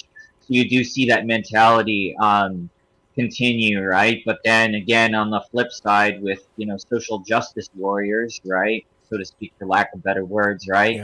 And also too, just another thing I just want to interject and say is that terms always change their meaning every 10, 20, 30, 40, 50 years. Like what social justice warrior might have meant in the 60s is very different than now, right? So, but going to that, we'll say far left perspective, heavily indoctrinated into the Marxist ideology and perhaps heavily indoctrinated into like race, religious politics, something like this, or that to me is, again, just as dangerous as a fascistic mindset, whether it's a small totalitarian force or a large force that wants you to subscribe to this equality, which actually, you and I know when reading a UN document or just any company document, whatever, is like equality really actually means division, right? And it's always the flip when it comes down to reading any UN document. It's always the law of reversal you apply, right? Yeah, we're certainly living through that now. Yeah. And speaking of law of reversal, that's an Aleister Crowley thing, by the way. Goes all back full circle now to the New Age, but I'm not going to take you back there. I don't want you to lose too many subscribers and viewers. So. That's okay. Your reference to just sort of adding fuel to the fire, and the negative repercussions from this. This is the concern that I have with what I've been watching. All the media frenzy focused on this Nazi, all the dead Nazis who are no longer here, which we're making a really big deal out of. Which okay, you want to focus on the history, that's cool, to a degree. When I say to a degree, my concern here is this: I've seen an unintended consequence from all of this, in that I know that we do have an additional problem, a real modern problem with the rise of what I would say is, a fascistic political movement, and it's emerging and becoming more prominent in the country. It is an issue. It's a problem. I'm seeing it. It's sort of hidden. It's cloaked, right, within our society. And as I see it rising and seeing it grow as a cancer, some of the people involved in that are actually using this media coverage of the old Nazis as sort of like a shield or a way to cloak themselves. And they're saying, well, see, it's not me. I'm not a Nazi. Even though, you think, obviously, I'm not the Nazi. Trudeau's the Nazi. So they're using it to disguise, like, not disguise themselves, but just hide. They're hiding behind it, saying, oh, no, it's over there. Look at those Nazis, which may very well be true. But now you're not even paying any attention to the Nazis over here. So I'm like, well, which Nazis do we really want to be more worried about? The ones who are mostly all dead, or the new ones over here that people don't even recognize? Maybe we should be focused on the new problem that's emerging to nip it in the bud. It's almost well, for one thing, I just think the thing that's humorous about this is you adopt one ideology, right, and point toward it and say, look over there, it's that ideology, National Socialist or whatever. It's just kind of funny because you're literally adopting the same ideology that you're villainizing at the same time. Yeah. So, but the other thing was, oh boy, I think I lost my train of thought. That's no good. Well, that's okay. I'll comment on it this way too. The other problem is that if we focus a lot on these dead Nazis, that's a problem that will always be there. You can't fix that because that's all from back then. And you can keep digging it up and say, look what they did on this date, and look at what these Nazis did on Tuesday of 1944 in November. And then on Wednesday, they did this. And you can just keep going on and on and on about it. And I think that's, you can really that's easy, low-hanging fruit, baby, once you get going. With any party in war or any country or any group or militia, you can villainize anything in war, right? And you can weaponize that for future propaganda, right? Which is exactly what these people are doing, have done, and to some extent is pre-planned, right? Yeah. So, again, it's just interesting too because you can hide under the guise of anything really, but you can hide under the guise of love and light and not accepting negativity and that kind of a thing, but really just use that as an excuse to silence people when they ask a real question and go, sorry, we don't want to bring that negative energy here, then it's just like anything can be weaponized almost. Is that's more or less what I'm getting at there. So and you see, so I mean, you're a Canadian. I'm a Canadian. I was out, at a McDonald's today, meeting some other Canadians, and I didn't, I don't hang out with I don't see people, doing the Nazi salute. I don't see any Nazi symbols day to day as I'm out in my travels. I don't run into people who talk like Nazis. I don't get that, but I do. I know there's some of it out there. But I don't see it. Like, generally in Canada, that's not what I get from Canadians. No, and we don't live in Spain, which did have a civil war, by the way, between two parties. One that was supported by the Nazis, and then the Republic, which wasn't. And the side Franco, right? Franco's side won, so to speak, right? So I don't know about today, because I don't live in Spain, but I do know that certain elements of that ideology at least was for a time accepted, right?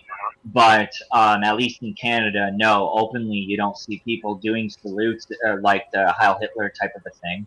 But the thing though is, if you just tweak something just slightly, right? If you take the same ideology but change the symbols and change the movements a little bit, not many people are going to notice.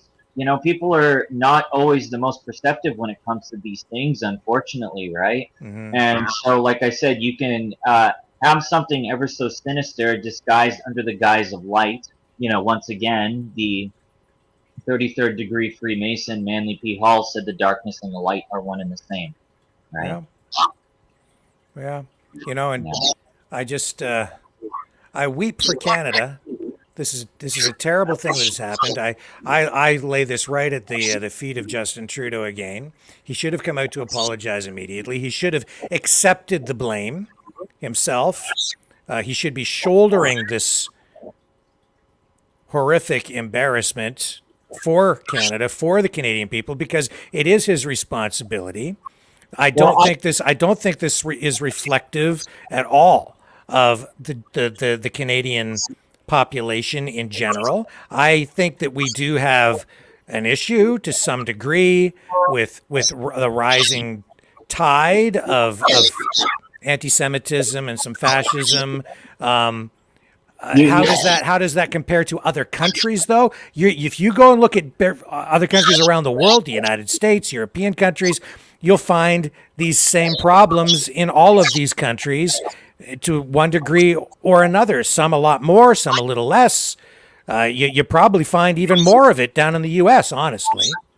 Yeah, it depends where you go, like you're saying. But one thing I just want to say, just in particular, just in terms of controlling the narrative and steering people's emotions and that kind of a thing, just in that wavelength.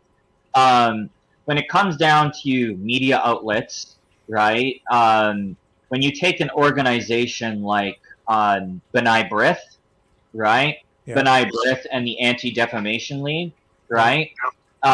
Which tend to, lean toward the left, so to speak, pander toward the left, so to speak, in terms of their face values. They work quite closely with the Anti-Hate Network, Mm-hmm. and the Anti-Hate Network have people that sit on boards of different, like, paramilitary organizations, policing, stuff like that, right? So the same people that, accuse you of having white privilege are the same people that are labeling you a domestic terrorist, right? Yep. So I don't think that is fair on one side of the equation. But now looking at the other part of B'nai B'rith, because I just explored anti-hate, the other half of it, right, is Rebel News, right? As Ezra is quite close with the head of B'nai B'rith.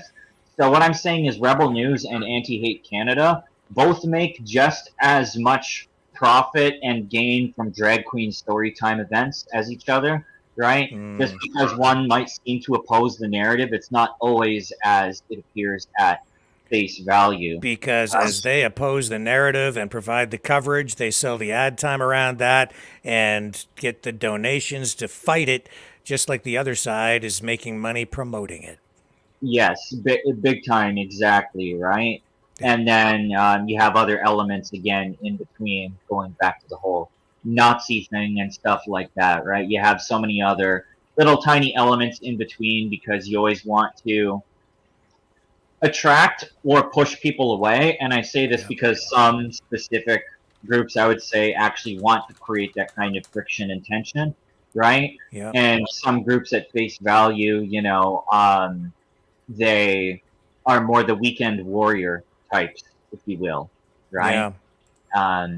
So is there anything you want to add to that or anything? Well, I just think that it's interesting that the point that you brought up about, two sides sort of being the same. And I think to like Orwell and 1984 and, Eurasia and Oceania and East Asia, and it's like these countries need to invent an enemy almost, right, to justify their existence. So they need to have each other to fight with in order to get what they really want, which is control. Yes, ultimately, right? And so ultimately, as you say that, I'm going to take this a step further. And there was a speech that Ronald Reagan actually gave in the 80s where he mentioned that a universal threat from outside of the earth would unify us, right? And make us forget all of our existing problems, right? And so that's where, a lot of people, talk about Project Bluebeam, holograms, whatever.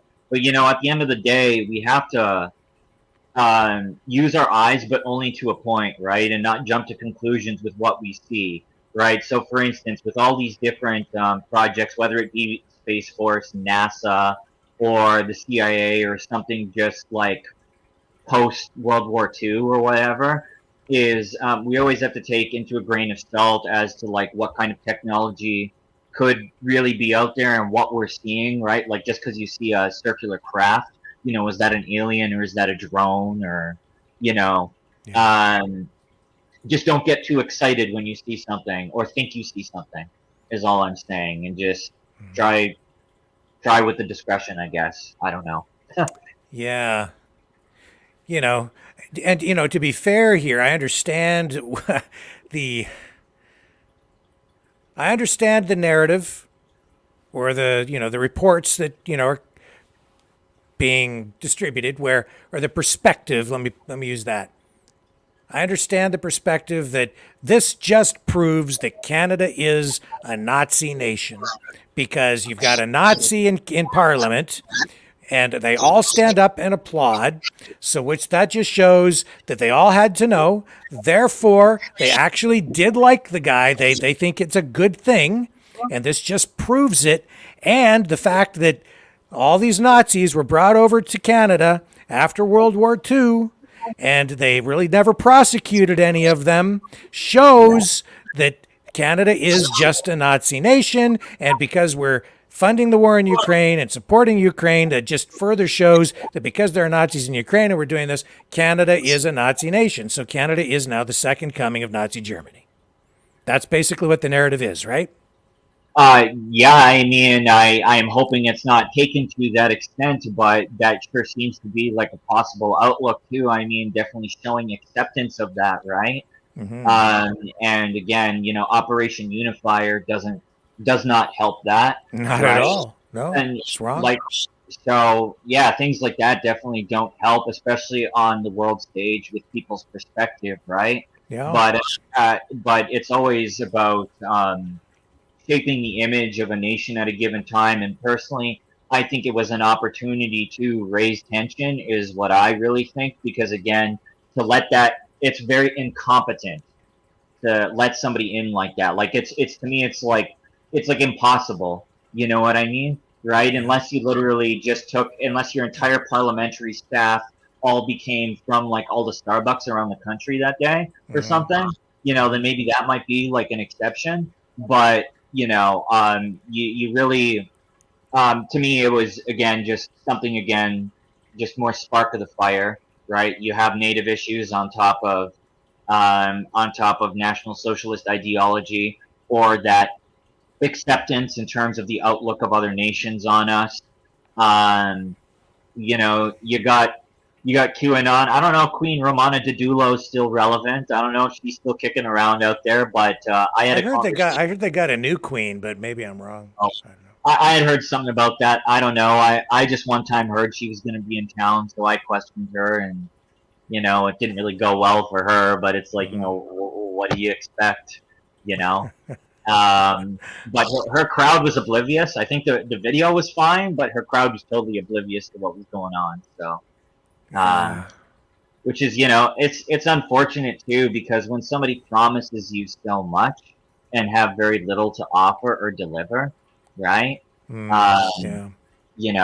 There's a certain point, and she probably exploits a lot of people who lack self-confidence and that kind of a thing. Because I don't know how, if like I've heard totally different stories about her, man. So I don't know, drive around in a little camper thing.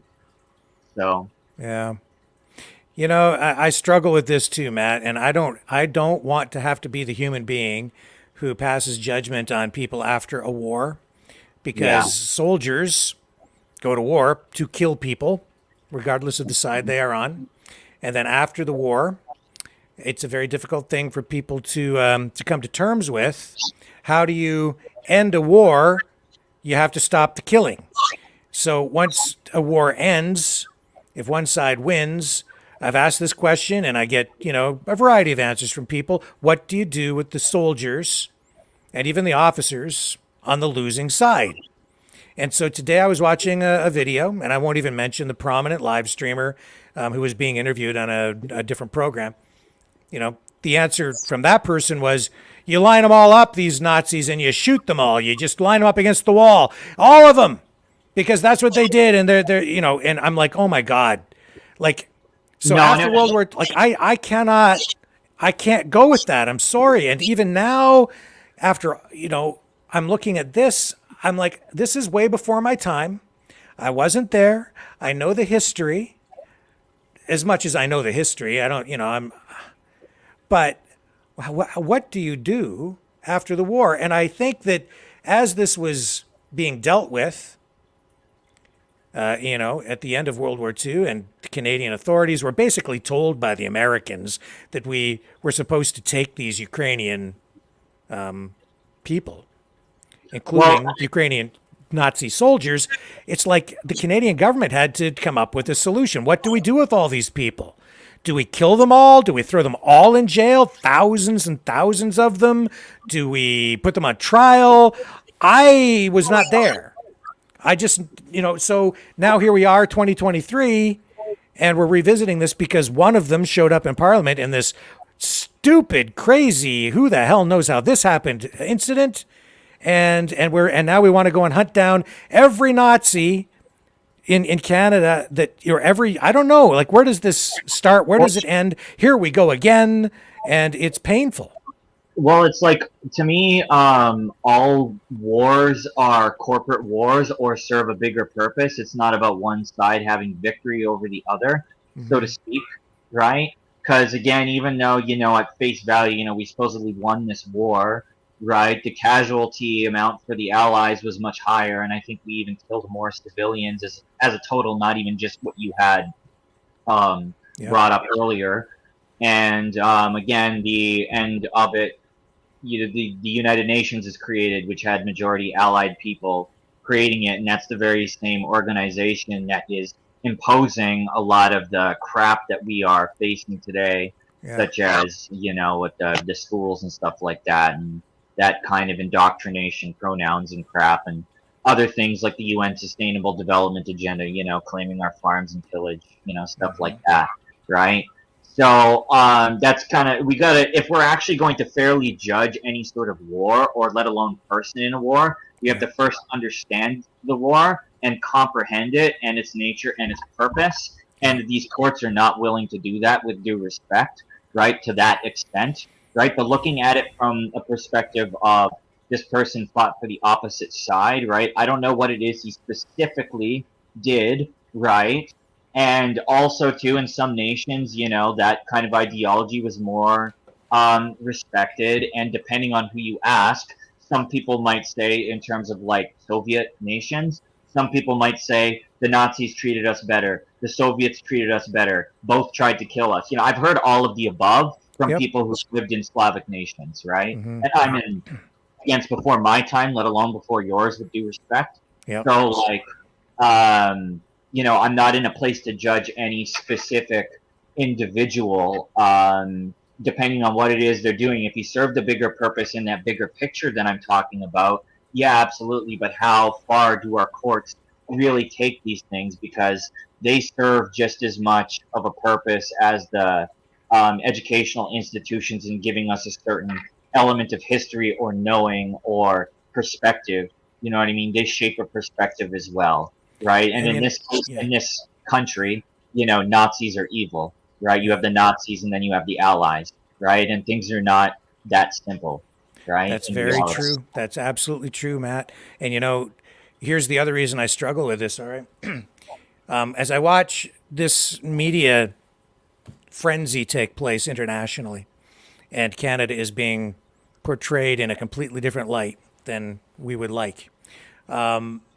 I personally, over the years, not recently, but I've met and spoken to Ukrainians who survived, you know, times during the Soviet era, World War II, and I have stories from people who just in conversation told me things that happened.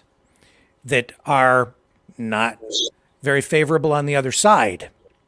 And I've got stories, firsthand accounts given to me personally. And, you know, like I said, if we want truth, I can share that stuff too. I don't think some people want to go there, but I know what the truth is there too. And it's because of ongoing conflict, wars over generation, up, leading up to World War II, through World War II, and now we're into post World War II, and a new era now. Like there are horrors all the way around, man. And you want to keep digging this stuff up because that's what's going to happen here. If we keep going down this road, you're going to start to get the stuff on the other side come out too, as the other side starts to fight back. Because unfortunately, when you start to dehumanize people or simplify a narrative like this, it does add fuel to the fire. Then people start to get, you start getting cliches. You start to get prejudice against, in this case, it would be Ukrainian people in general. Now it's going to turn into every Ukrainian is a damn Nazi.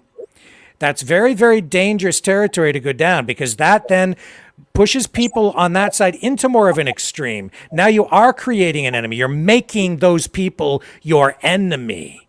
And that's a very dangerous thing. And I see it already beginning to manifest itself.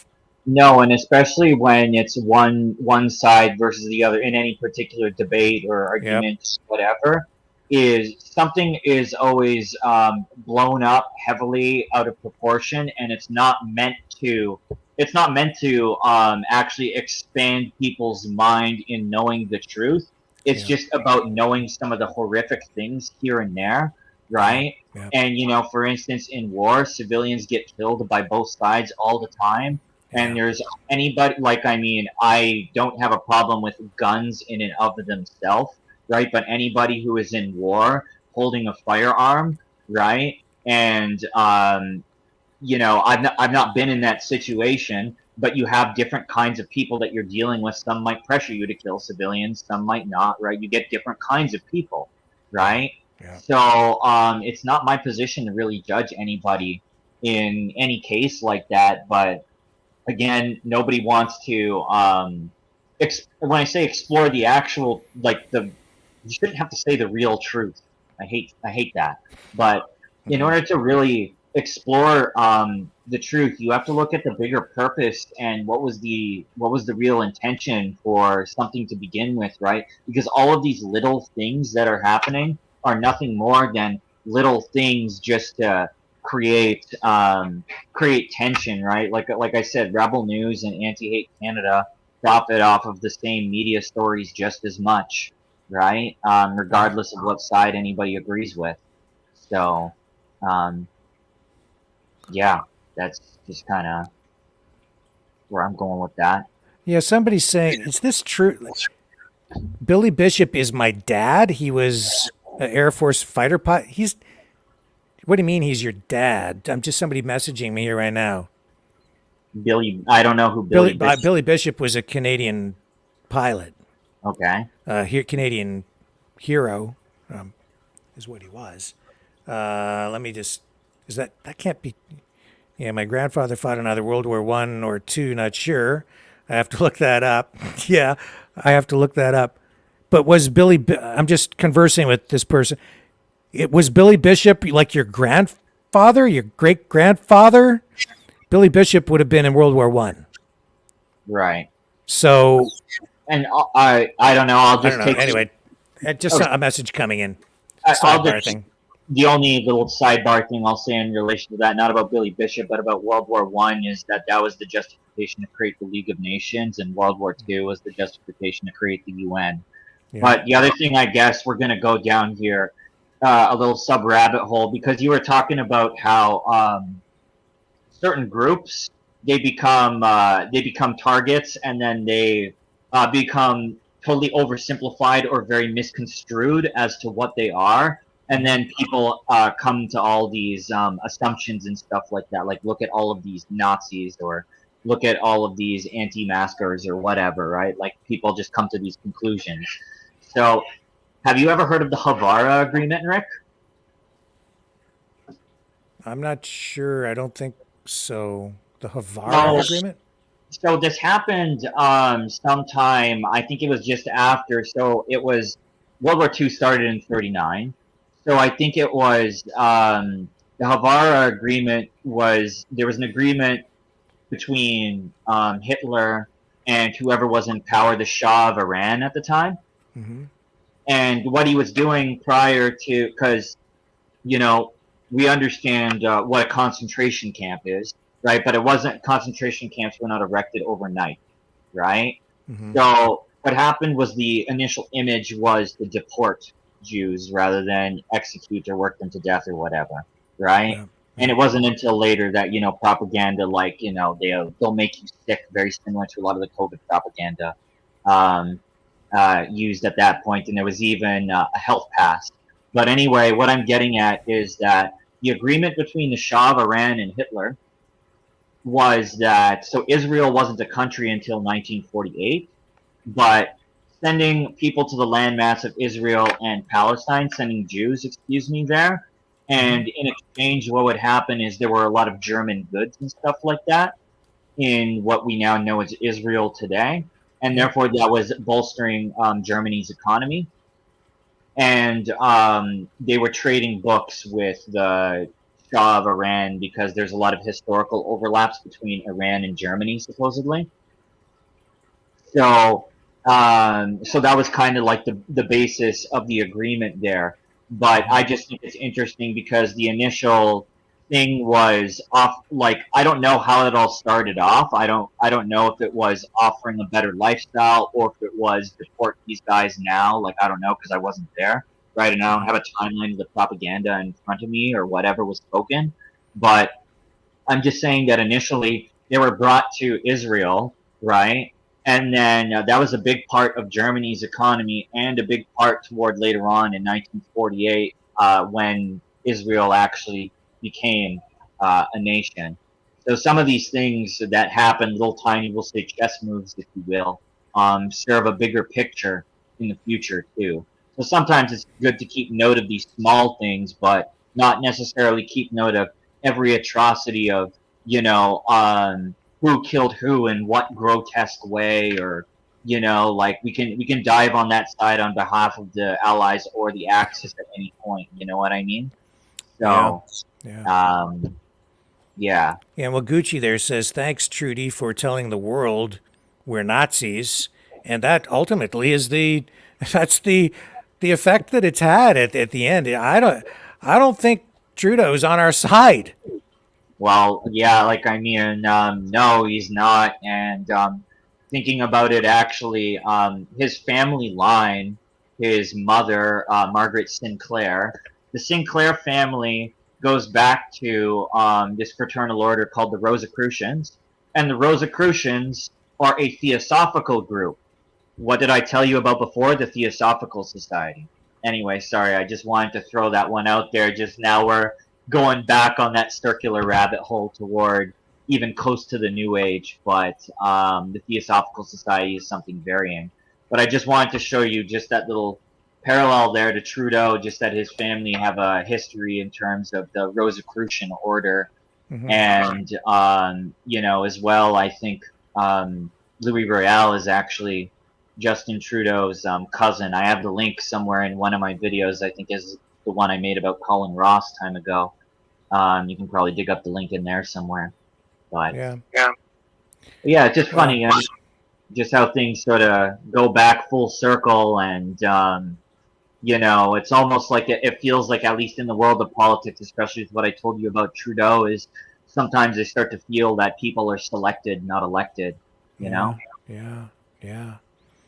Man, I don't know, Matt. I'm disheartened, but Yeah. So Well, I don't know what the hell to do. well, I just want to share one small little nugget of knowledge here, but, like, you know, to me, you know, the word patriotism, patriot, you know, it comes from patriarch, right? Like a parent figure.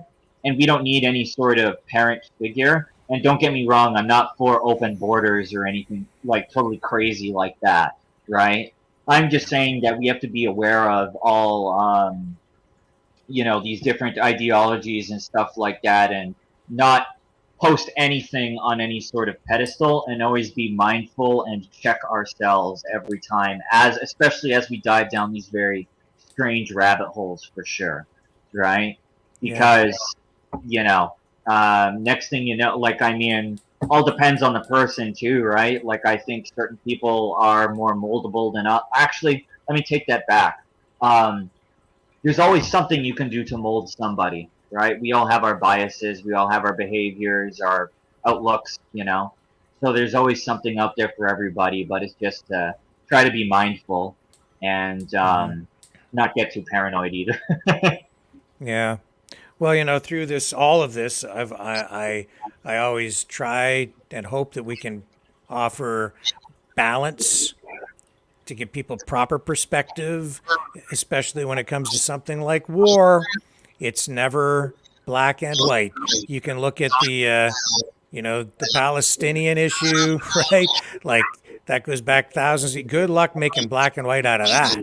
No, exactly. And even regardless of one's surface ideology or history and how something happened, is that things always get hijacked throughout time anyway, right? So if I was going to say, and I'm just making a blanket statement, I'm not saying this is fact or anything, but let's say a lot of Palestinian militia groups are funded by George Soros, right? Does that make any sort of claim for Palestine illegitimate? No, right? And again, I don't know anything about that issue, so I can't really comment. I'm just making an open-ended statement, right? It's just kind of like, again, we fought with communists in World War II, but then we trained Nazis, after World War II, right? Mm-hmm. So there isn't really a clear set of principles or morals that a nation in and of itself, or even really a leader, stands for. They're just a puppet at the end of the day for another unseen hand, so to speak, different forces at work we could talk about. But the world is a stage, and people cling to different ideologies and use it and weaponize it at a time that's convenient for them. And I've always looked at war like this too. It's like people, just everyday people, are manipulated. We're used by the people in power. Sometimes even people who appear to be in positions of power are used. Now, I'm not making excuses for anybody on any side. Individuals make individual choices, whether they follow orders that may or may not be lawful, ethical, moral. But, I'll give you the example of my uncle. He's passed away a few years ago. When I was growing up, you couldn't meet a bigger racist, at least the way he spoke, because he would talk about Japanese people using every slur under the sun. Right. He didn't really like them because he grew up during World War II. Our government conditioned him to not like Japanese people because we were at war with Japan. Yeah. And he was fighting Japan. So, he wouldn't buy Japanese cars. If anybody was driving a Japanese car, he had bad things to say about that. He just didn't like the Japanese. But the truth of the matter is, and he had like a lot of other prejudicial things that would come out of his mouth. Right. But some of my relatives just didn't like him because of that. But I always found tolerance for him because I saw through it. Even though that stuff was coming out of his mouth, years after the end of the Second World War, I also saw, sometimes Japanese people a Japanese person came to his place. He had a big workshop where I used to go and work on cars and stuff. And when the Japanese gentleman came, got along fine. No big deal. Not in his heart, He didn't hate that guy. Now he's conditioned to say all these things, and he does harbor prejudice because their government had to create a fighting force of people who are willing to kill the enemy. And the way you do that, any government, is to dehumanize that enemy in the minds of the people that you're sending out there to fight so that they can commit these horrific acts on behalf of their country or their government, right, of the day. So years later, he still carries that around. That, in my view, is, yeah, okay, like, it's distasteful, you don't like it, but you have to understand that he's a victim of that conditioning from that time, and he paid a price for us by allowing them to turn him into that, which he was combating all through his life and dealing with it as social standards changed, and he became less and less and less accepted within our society and shunned more and more and more and more. And his views on things did change over time. He wouldn't buy a Volkswagen either. He had bad things to say about them, but over time, it did change. And when he passed away, I hadn't been over to his place in quite a long time, but when we went over there, you know what I found? Pictures of Volkswagens that he had bought. Yeah. He changed his attitude over time.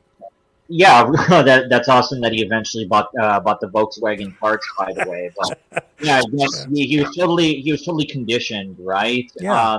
He was in the thick of it, and again, dehumanizing the enemy, right, is the biggest aspect there, right? Because he wasn't, they're not going to say, guess what, the Americans made sure that they had problems importing and exporting oil. You know what I mean? He put the Japanese in a stranglehold. No, they're not being fed that. They're being fed, look at these fucking crazy internment camps the Japanese have. Look at what they're doing to our soldiers. Look at all the war crimes. Look at their flamethrowers, whatever, right? You know what I mean? That's what he's exposed to. So it's kind of hard to, and I can't even speak from experience, and neither can you, right? It's hard to untrain that in yourself, but deep down, ultimately, your uncle wasn't a hateful man, right? He was conditioned, and again, like you mentioned, he got along fine with the Japanese guy at his place, right? Yeah. So I think eventually, over time, if he were still around, that could have potentially dissipated, right?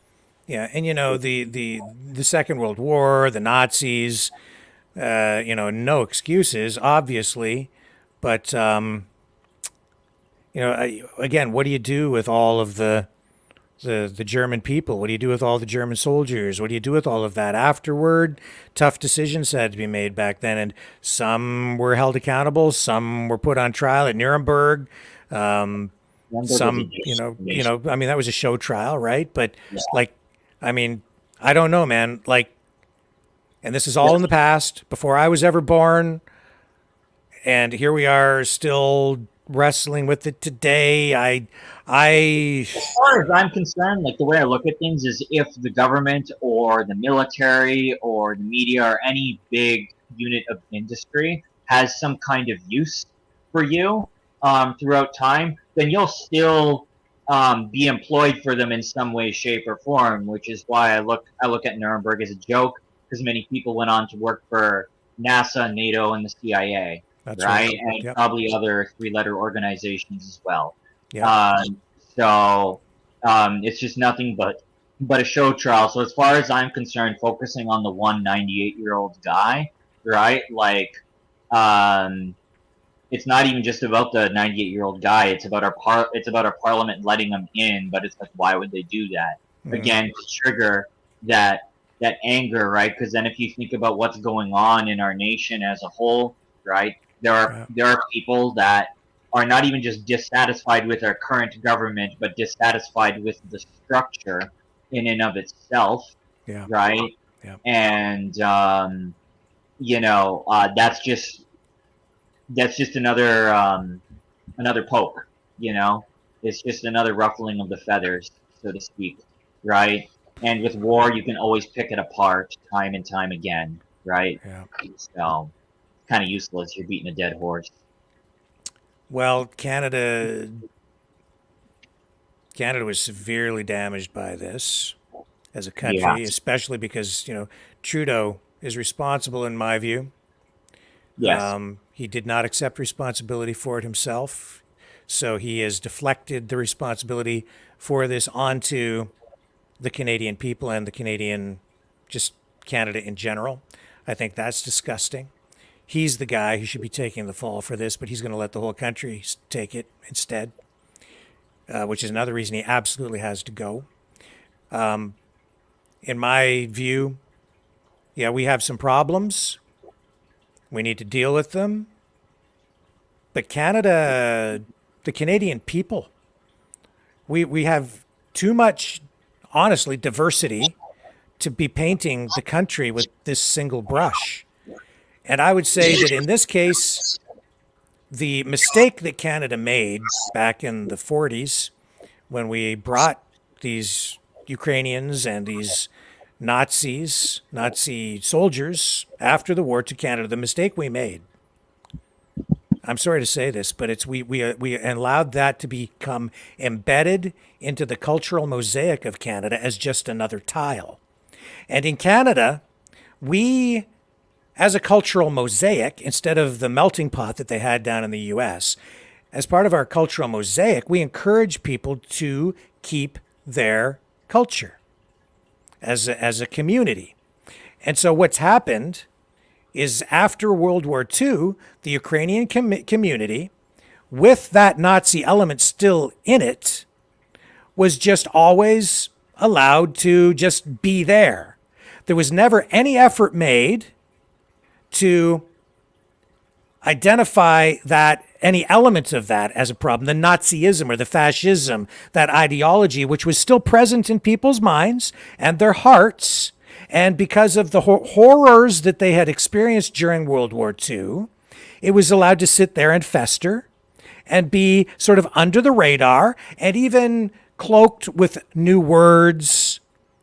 The Galicia division was, the Waffen, right? That was kind of just erased and then just Ukrainian language used so that other Canadians who not familiar with Ukrainian culture or history, because they come from other parts of the world, don't really recognize what it is. They're not Nazis, they're Ukrainians. And they're part of our community, and we have to honor, like, all different cultures and all different communities. They're just the Ukrainian community, just like the Serbians, just like the Croatians, just like the French. Everybody has their own place, right? It's like the Poles. It goes on and on and on. And then, as you're living in this country over those years, that little tile, and it is just a little tile, it doesn't represent the vast majority of Canadians. You have the Ukrainian community, which was one tile within the cultural mosaic, and then a portion of that was Nazi soldiers, so many thousands out of millions in the overall population, and there it sits. And Canada just let that sit there. I guess hopeful that the people they allowed into the country had been properly vetted, that we didn't allow people in who had committed horrific war crimes. I don't know. I was told that the history here was that the Canadian government determined that that particular division that he was in, the Canadian government determined a long time ago, we were all told that that division, that those allegations of war crimes were not really substantiated, could not be proven, and it wasn't clear what any of those individual soldiers may or may not have done. So I don't know. And then they had the Duchesne Commission in the 80s that looked into all of this. A lot of that stuff remains redacted or hidden, not released to the public, so we don't know all the facts surrounding that. I remember the controversy surrounding all of that, and Canadians were up in arms, and people wanted all of the information laid out.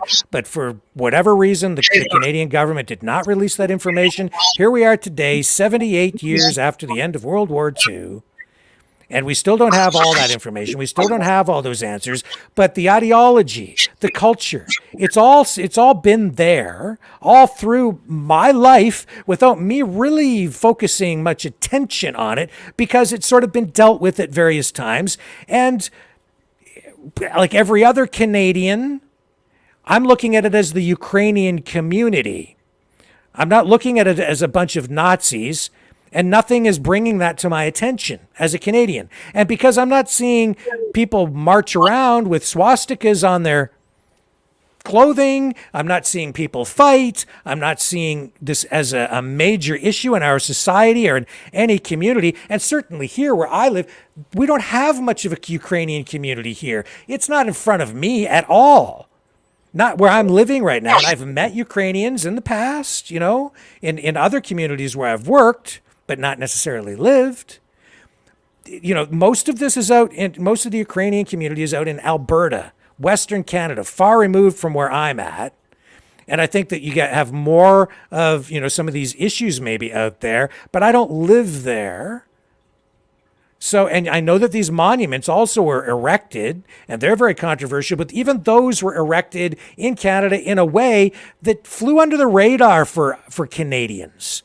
And we allowed it, I think, as Canadians, because it was sort of like, oh, there's a memorial that they put up, Ukrainian community just doing something for their people, and most people not even paying any damn attention to it.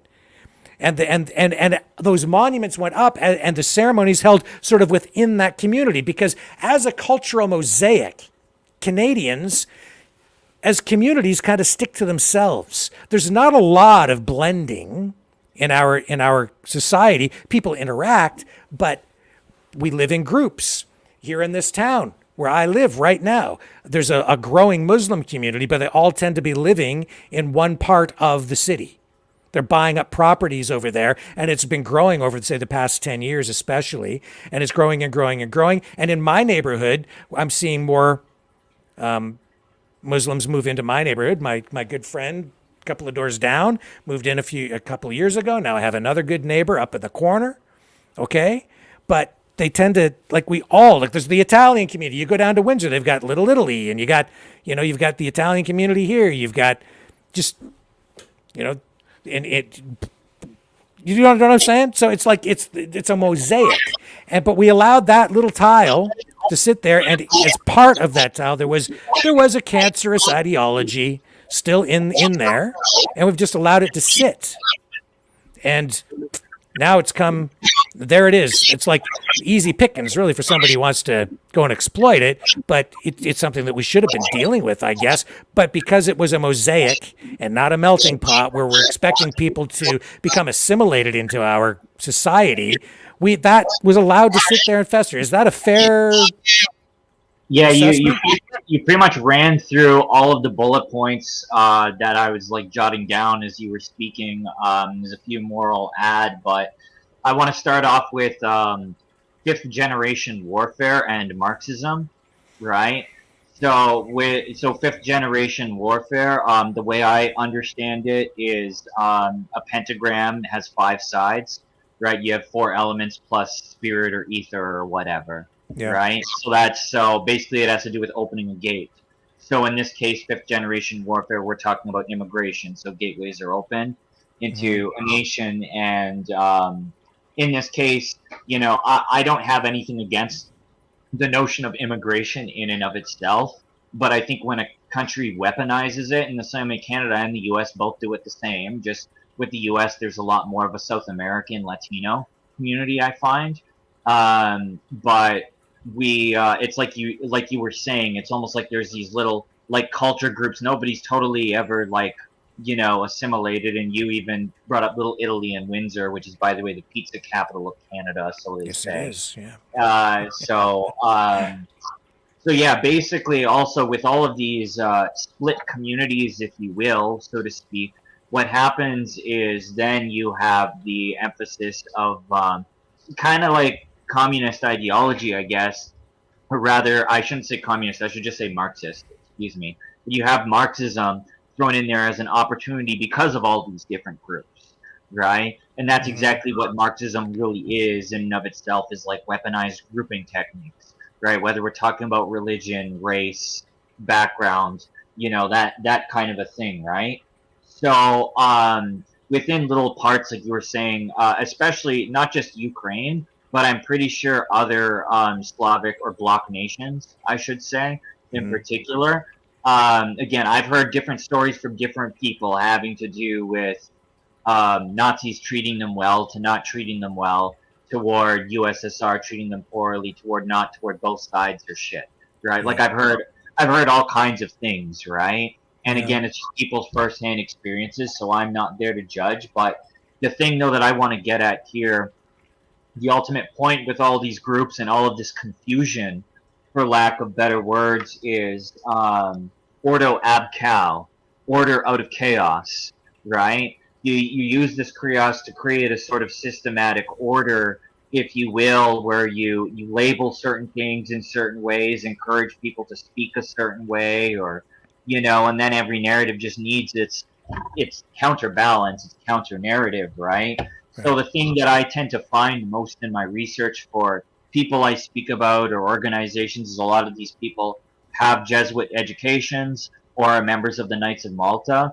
And if you look at a lot of the high-ranking Nazis like Himmler, or even, I can't remember the guy's name, but there was a high-ranking Nazi who was part of the Knights of Malta that founded Mossad, Israeli intelligence, right? I think that was Richard Gellin, I'm not sure, but or Reinhard Gellin. But anyway,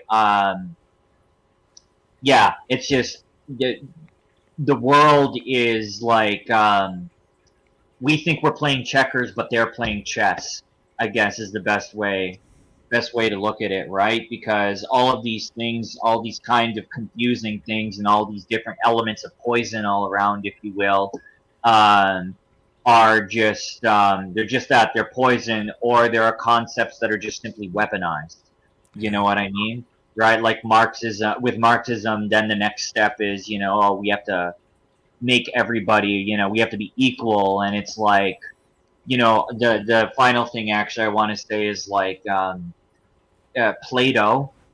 Plato's perspective of government was that the way things would descend into a tyranny is it would start off with an aristocracy, so a small group of people make the decisions, basically, like a small council or whatever. Yep. And then from there comes a timocracy, which is basically like an Alexander the Great kind of a thing. What you conquer or what you take is yours, right? Yeah. And then the next step is an oligarchy, which is where the rich rule, right? And then from there, people are complaining about the equality, so the next step is democracy, right? And democracy, to me, is just not a word that is synonymous with freedom. I'm not against the democracy. It's just that democracy is not a word that is synonymous with freedom. It's just synonymous with everybody has a voice. But if everybody is conditioned to say certain things, they're not really having a voice, which is what you were really getting at before, right? So that's why the final step is tyranny. And that's all I wanted to say to that. Yeah. Well, I've been to lots of community festivals like Carousel of Nations or Carousels of Nations, and food festivals where different communities come and they have different booths where you can go and sample all the different cuisines from all over the world, and you'd see Ukrainian booth, and you'd see Japanese booth, and you'd see an Italian booth, and you'd see all kinds of different communities from your community. The communities in the communities, and everybody's getting along and eating all the food, and I want to stay there. And we don't have to agree on everything, but in Canada, we've been doing that for a long time now.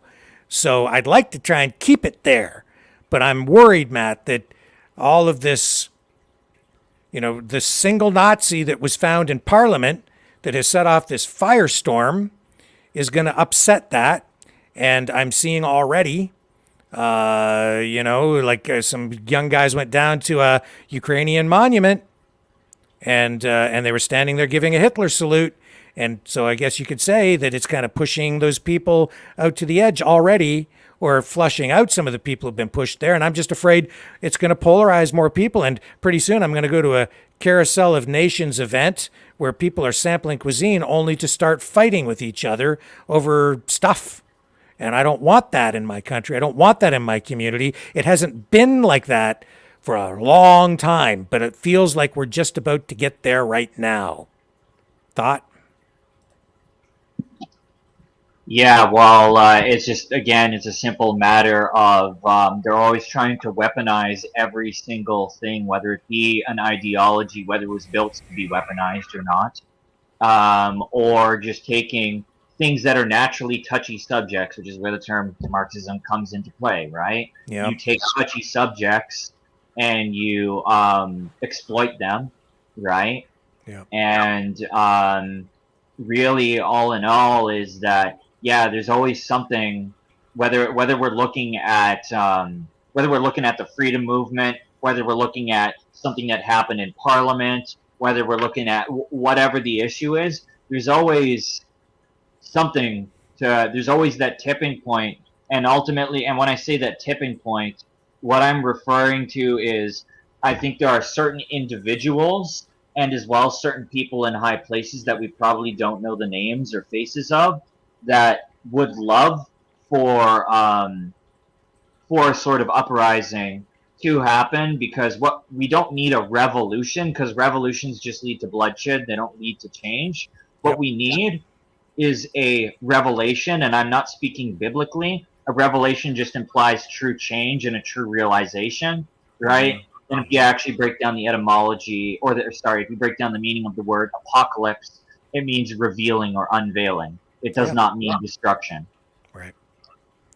So. I sure hope we can keep the peace. That's all I'm hopeful for, and not get caught up in emotions where we're not thinking. That's a very dangerous place to be. And whenever anything like this happens, emotions always take over, and it's emotion too that really fuels the news cycles on something like this, and extend these news cycles as well. And this is one that will be extended, I think, not just for weeks and months, but probably years over what has happened here. So this is really shameful. It's terrible for the country, but ultimately, this is a government thing. It's not a people thing. I don't want my Muslim neighbors to suffer because the country goes off the rails because of something that happened back in the 1940s, long before they ever even arrived in this country. I don't want kids worrying if they're going to get bombed because there's a civil war here that has been created because of all of the chaos that comes out of this. I don't want my country turned upside down. I don't want my country captured, if you will, by whatever foreign governments might be exploiting this to their own advantage. I want peace. And when I say that, I really mean it. And I want peace here. I want peace in Ukraine. I will help anyone that wants to work toward peace. And I'll use this platform to further peace. But if people want to come, it's a good thing that the United Nations acknowledge human rights defenders, right? I'm just kidding. Sorry, Yeah. I'm just being a jerk. So yeah, man, I will work on that front for sure. But on this file, we need to exercise real caution, I think, because next thing you know, we might be lining people up against a wall as a mob, metaphorically, or maybe even really, and shooting people who weren't even there. Exactly, right. And yeah, I mean, I'm all for keeping the peace, and I got to say to you as well, I do respect you, just as a journalist and as one man speaking to another man, because even going to the subliminal messaging with Marcus Ray, you told people it was there, but you didn't show them because you don't want to be responsible for influencing people's behavior. And like on your outlet and other people's just in general, we use that as an opportunity to get our voice heard in some way, shape, or form. And that's okay. There's no problem with that. But there is a problem with recruiting for an operation or something on somebody's platform. Stuff like that is crossing a totally different line, So 100%, man. And I'm so grateful for you being here tonight, Matt. I didn't really think that we would be discussing this topic, you and I, tonight. I thought we were just going to talk about the Galactic Federation. But Yes. this has been very, productive, I think, this discussion tonight. Yeah, likewise, I agree. And also, too, just on a personal note, it does help me because, I do have a smaller platform than you, so it does help me get my name out there. I'm Matt the Unseated on YouTube, as my name would say here. Yeah. So that's where people can find me, or if they want to find me on Facebook, just subtract just Matt Unseated, and they can find me, message me, ask me whatever it is they want. Because Rick and I have as well kind of cross paths on different subjects too, right? So, it definitely will help to maybe get some of my insight too. And Rick and I definitely come from different backgrounds. So, and yeah, it's been a blessing in my life to have you, my friend. So, yeah. And I feel the same way. I'm very appreciative of the work you're doing and just sharing your time here. You make this show a better thing every time you're on. It's the high vibrational energy, bro. That's right. Yeah, got to raise the frequency, man. Keep it positive. Yeah, All man. right. Don't ask real questions though, or you're bringing negativity. I'm just kidding. Okay. Well, there you go. I don't think we solved all the world's problems tonight, but it was still a good conversation. That's tomorrow's game for sure. What are we gonna do tonight, Pinky? Take over the world. I guess we're gonna save the world. Yeah. Unfortunately, there are people out there who actually mean it when they say it. Yeah. I can't even joke about that anymore. I know, it's crazy. Anyway, all right, we'll wrap it up there. Thank you so much, Matt. I'll let Matt go. I'll come back after this brief break, and we'll get into the final leg of this stuff here tonight. Thank you, Matt. You have a great night.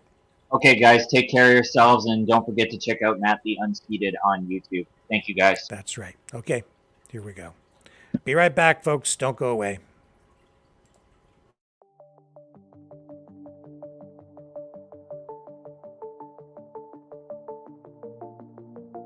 Greetings, brave Mavericks.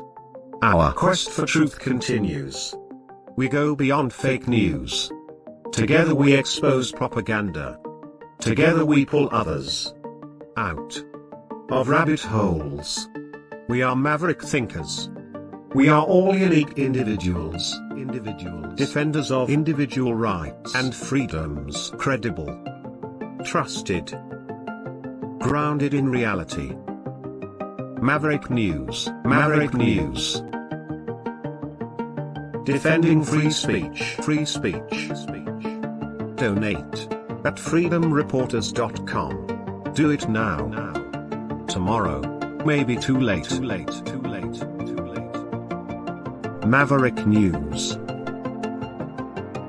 The world is watching.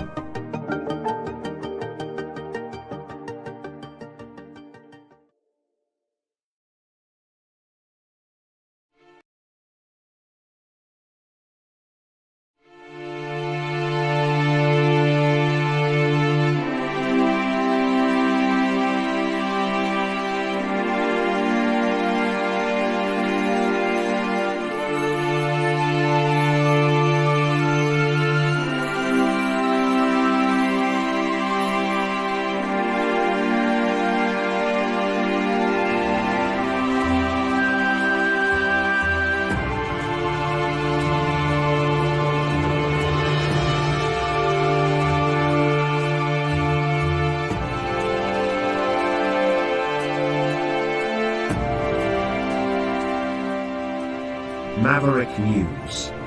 The world is watching.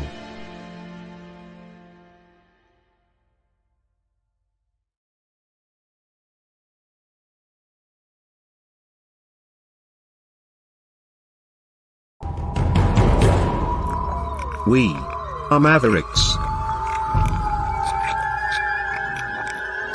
We say no to the Trudeau and Biden New World Order. And to bugs. Because bugs are creepy and gross. And people should not eat bugs. Maverick News. The world is watching.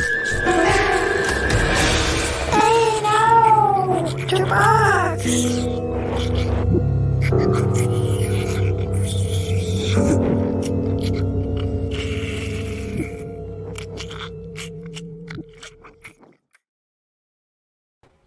Okay, I enjoyed that conversation with Matt, and I think it was useful. And yeah, I'm grateful for that. Thank you, Matt. Good job, man.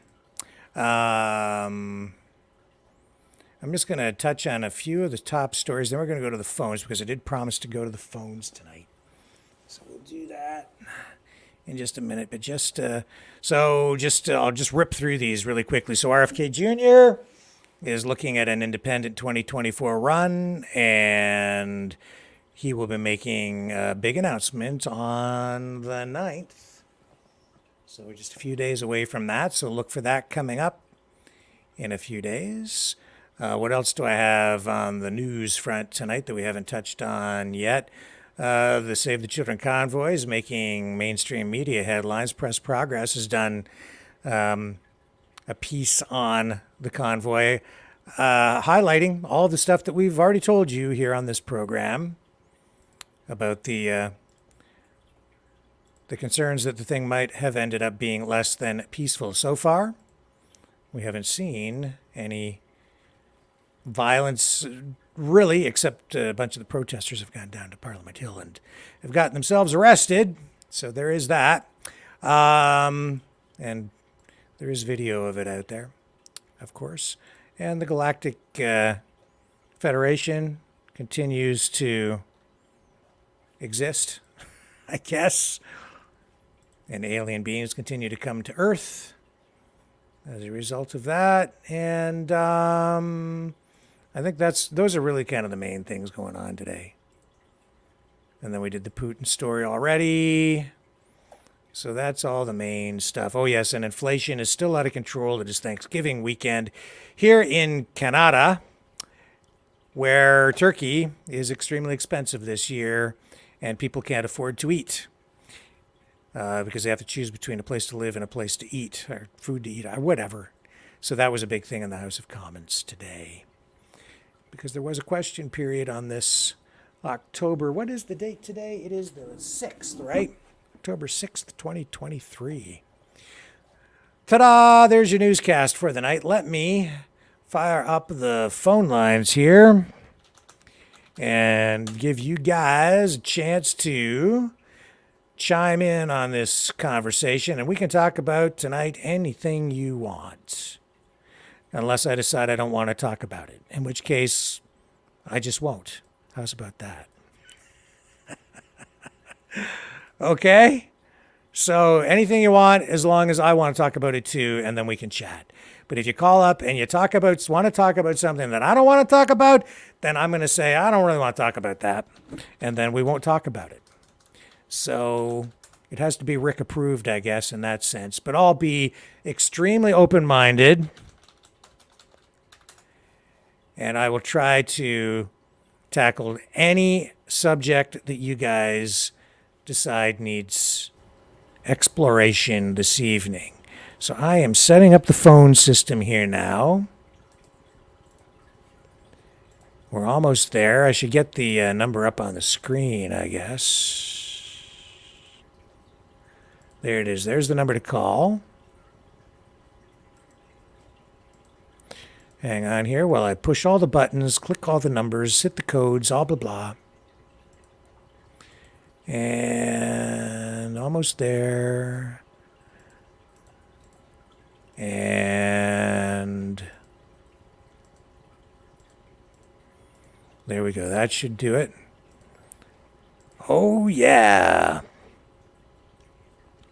It's rocking and rolling. We're ready to go. You can call in at 1-833-975-3733, 1-833-975-3733 to add your voice to the conversation tonight.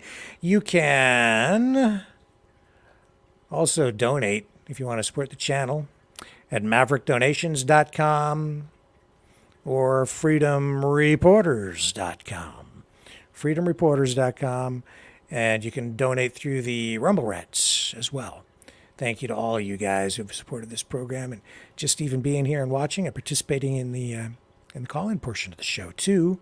Keeps it all going because it's all about freedom of speech, free media.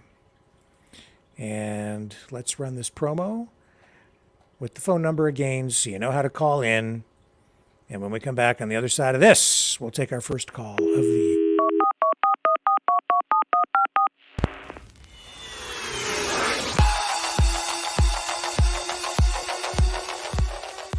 Join the conversation. Call 1-833-975-3733. That's 1-833-975. Free. Speak up. Speak out. Make your voice heard. Maverick News. Fighting for freedom by defending your right to free speech. Be a Maverick. Join us.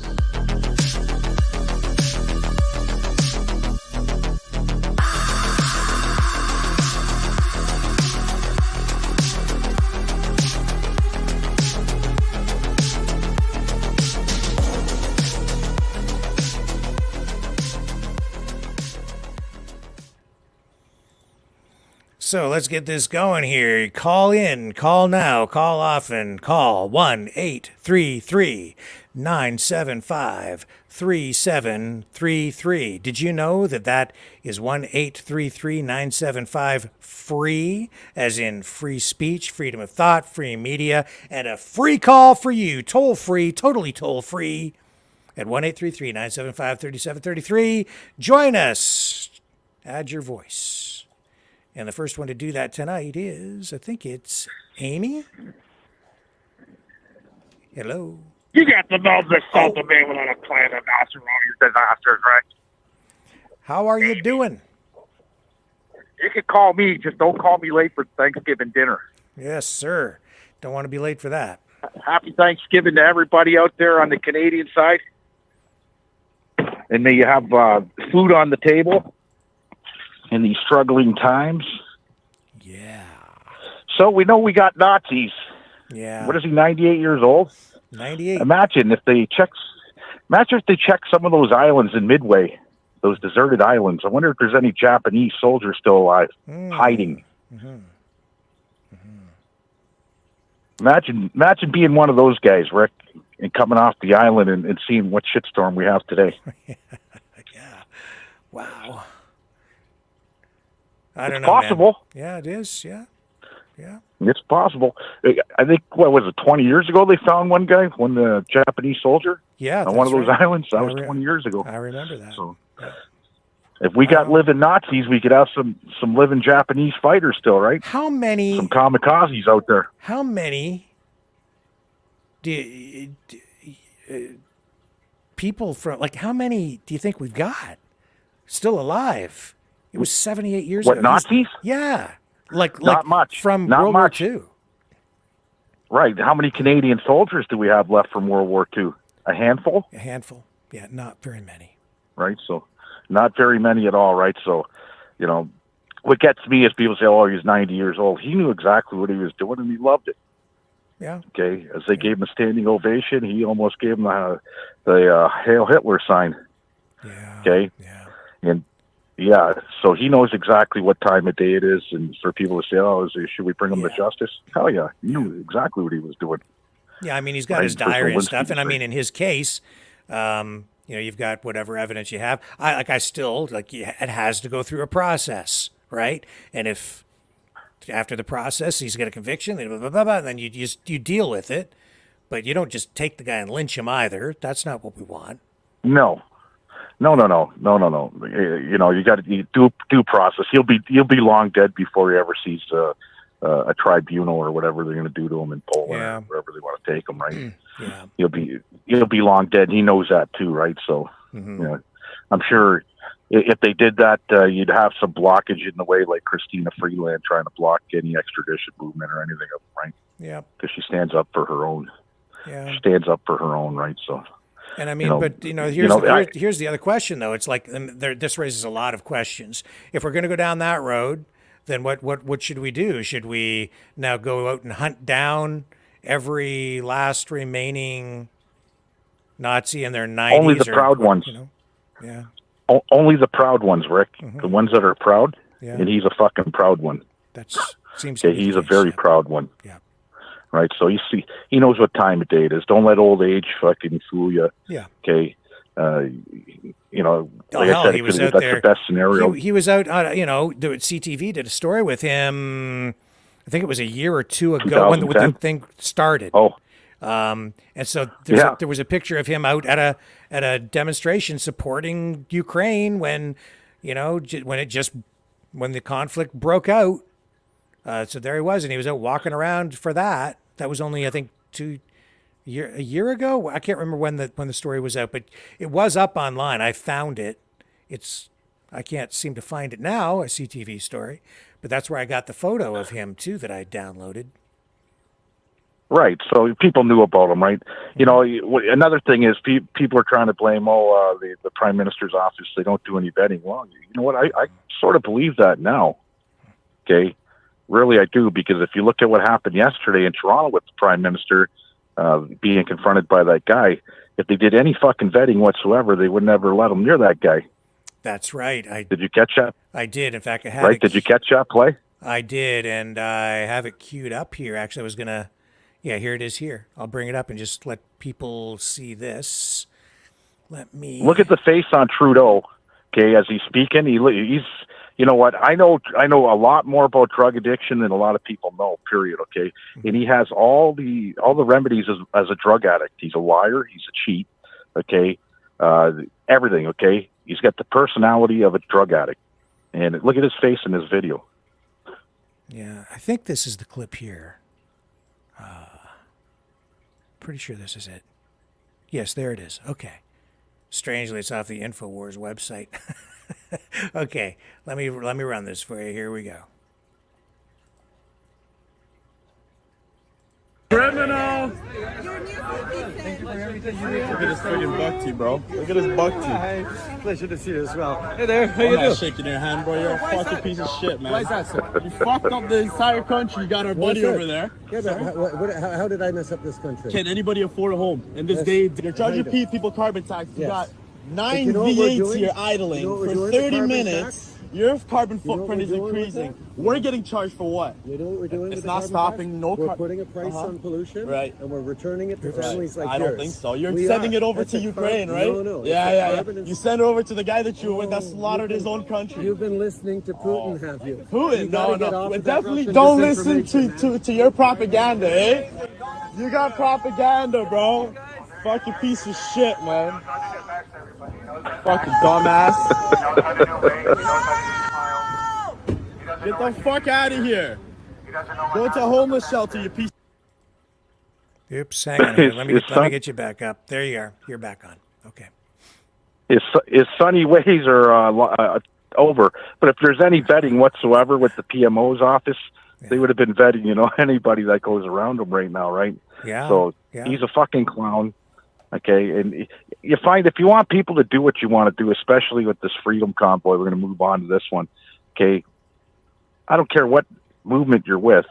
The power of suggestion and just suggesting instead of giving orders goes a lot further. Okay, I manage people at work. Okay, I don't boss nobody around ever. I don't tell people what to do. I suggest. Okay, and I give them the suggestions. This is what I would do. This is how I would do it. I don't tell them how to do it. It's a suggestion. And 90% of the time, they'll go with my suggestion. They don't go against the grain, right? Yeah.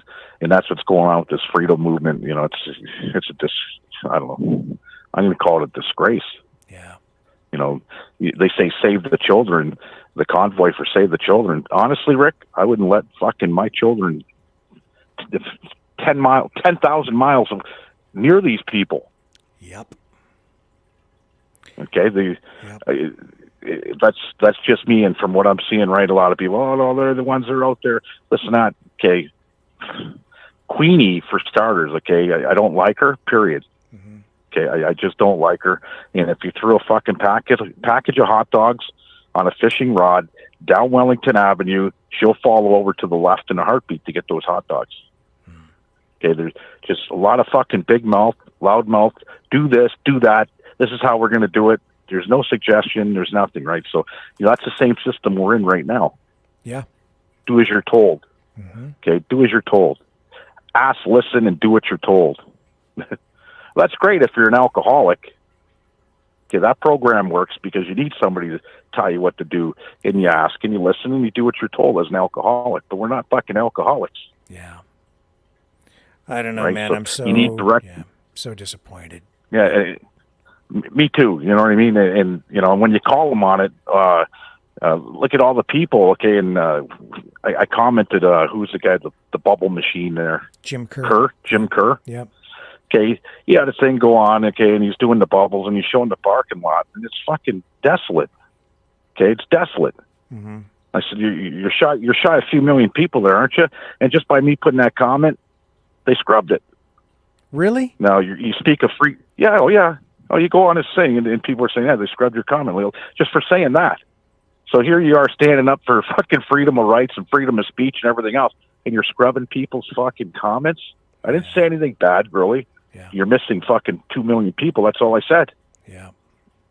Right? He was blowing fucking 10 times more bubbles, a million times more bubbles than there were people. See, I didn't really tune into at all today. I've had my fill, right? And so I didn't look. But do they have anybody left there, or what's going on with it today?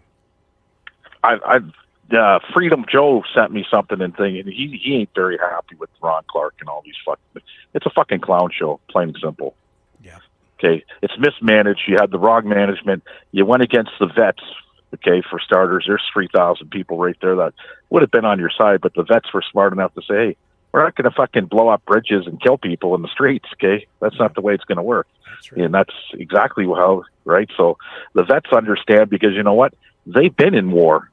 They know what war looks like. And they don't want that here, right? They want a peaceful solution.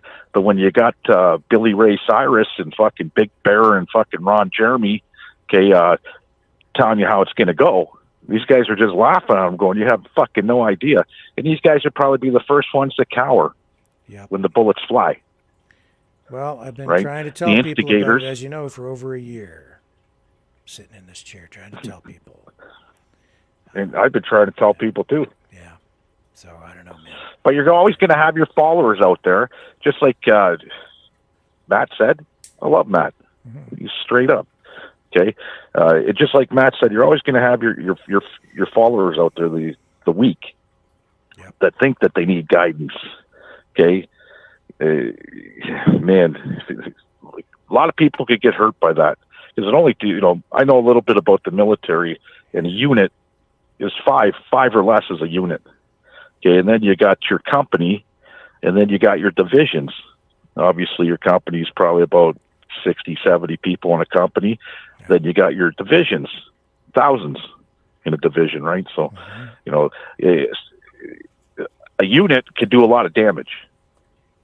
The smaller the unit, the more maneuverable, okay, the less, what do we say, casualties you're going to have with a unit when you're working with 5 people or less, right? So, these guys here are not even a unit, and they don't know what time of day it is. And the vets the vets, they know exactly what time of day it is, and they don't want that. Some of these guys were in the conflict in 1990. What was it? 92 Yugoslavia, right? Somalia, Yugoslavia, Afghanistan, demining Cambodia. They seen the carnage, okay, of current and past. Look at the past in Cambodia. Little kids running around with no legs because they're stepping on landmines, and elephants the same way, right? Yeah. And there's still, I don't know what the numbers, but there's still a lot of mines that are still in Cambodia from 1975, 1978, the Khmer Rouge, the conflict that happened there, right? So, I'm just glad to be like I said, and you got these queenies, and you got Queen, whatever her name is, Ramonda or Romero or whatever her fucking name is. Okay, these people love it when they brainwash other people to do their dirty work, right? And I'm just glad nobody's buying into the violent part of it anyways, right? So, yep. Because it only takes one bad apple. One bad apple, Rick, and guess what? It's game on like fucking Donkey Kong. And that's when you're going to see the liberal Nazis as they're coming to your fucking doors and locking you up in, these COVID camps and everything else. But we're at a point where a lot of people don't give a fuck, really, if they don't. Yeah. And I get it. When you can't afford turkey for Thanksgiving, Houston, we have a problem. Yeah. That's right. Okay. You can't afford to live in a house, I want to. I got another week coming off, and I was telling you the other day. I'm serious about it because I went out for some beers for a retirement party last night, and I left my job, right, and I just went over to the bar where all my workers were, right, and had some drinks. And my boss said, "Why don't we go to Mexico?" I said, "I think I'm going to send my wife to Mexico next month, and I'm going to fucking go live on the streets for a week." And I could go to Mexico. I could go fucking beat up in the sun and play in the ocean, just to get insight on what's going on, because we got multiple things that are going on with the homeless, right? It's not just everybody, oh, you're homeless, you're a fucking drug addict. No. You got the mental, you got the homeless drug addicts, then you got the mental health issues with the homeless, and you got the economic homeless that are forced. Mm-hmm. Okay. And I'd like to do something there, right, to generate some money anyways, to the downtown Mission, Street Help, Windsor Youth Center, Women's Welcome Center, right? I cherish those. I cherish those places. I really do, because they're always helping people out, right? So, but you got to come up with some rules, Rick. Yeah, 10 rules. 10 rules for Leo. Well, he's living on the street as someone who is homeless. So yeah, I'll come up with 10 rules. And I'll do that. Yeah. I'll contact the Mission. I'll let them know what's going on, because it's going to be a charity thing, right?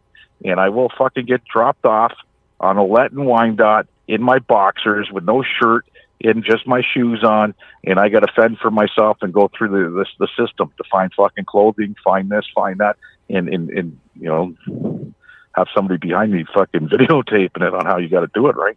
Yeah, so we need to figure out what is fair so that you have a realistic experience doing it. So you can't have a job. Would you have any money allotted to you at all? Like, because some people even, like, if you're on the street, you don't have an address, you can't get social assistance payments, I don't think. So you need an address for that. But if I'm going in my boxers, okay, with no shirt and just shoes, I got no cash on me. I don't even have ID. Yeah. Okay, so it's another social experiment to expose what's really going on, right? And get a grasp of what's really going on, right? I know what's going on. I just want to show people what's going on. Well, and I know where to look at the. A lot of people say, "Well, you got to be careful." There's like, listen, I'm not worried about the streets. I'm not. Okay, I'm more worried about our government than I am about the fucking homeless. Yeah, we still have to build the ones. Safety in there too, so that if you get into trouble, you can at least get to a place of safety. Because if you're out there with nothing but boxer shorts on, and it starts, gotta get. So we'll build that into the rules too. Yeah, we got to do this. I think it's a great idea, Rick, to generate for a good cause, right? Yeah. Yeah, we can get people to realize what's going on. I'm not homeless. Don't get me wrong. Like I said, I'm far from homeless. I could be in Mexico with my wife, but I'd rather choose to go live on the streets. Well, it's not choose to live on the streets, but it's only for a week for me. These guys got to be there for who knows how long. Yeah. And how long have they been there for? And how do you get out of it? That's the key thing. Once you're there, how do you get out of that roll of things? Because once you get into something like that, it's tough to get out of. That's right. It's a revolving door, right? So. Yeah, and that's the next question. I mean, you're pretty smart. You're resourceful, so you sort of have already an advantage over a lot of people who might have mental illness or other issues that might prevent them from, coming up with solutions that you might come up with. So I don't know. Is that fair? Three of the top rules would have to be: I can't beat, okay, I can't thief, Steal. right? No stealing. Yeah, no stealing, no, no beating people up, no robbing, none of that shit, right?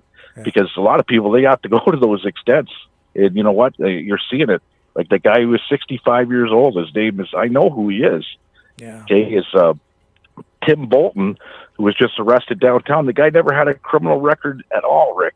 Okay, and I know him, and I know his wife. He was married to one of the figure skaters there, the Olympic figure skaters. Yep. He was married to one of his cousins. Okay, and the guy was a good-looking guy. He used to look like Morris from the pitcher from the Tigers back in the day. Okay, and he had women all over him, and just something went wrong, right? Something clicked, and he was homeless, and fucking now he just stabbed the woman, robbed her. He's 65 years old. He may not get out of prison alive, right, at his age, considering his age, right? So, I'm not defending him. He did what he did, and now you got to pay, right? That's the justice system.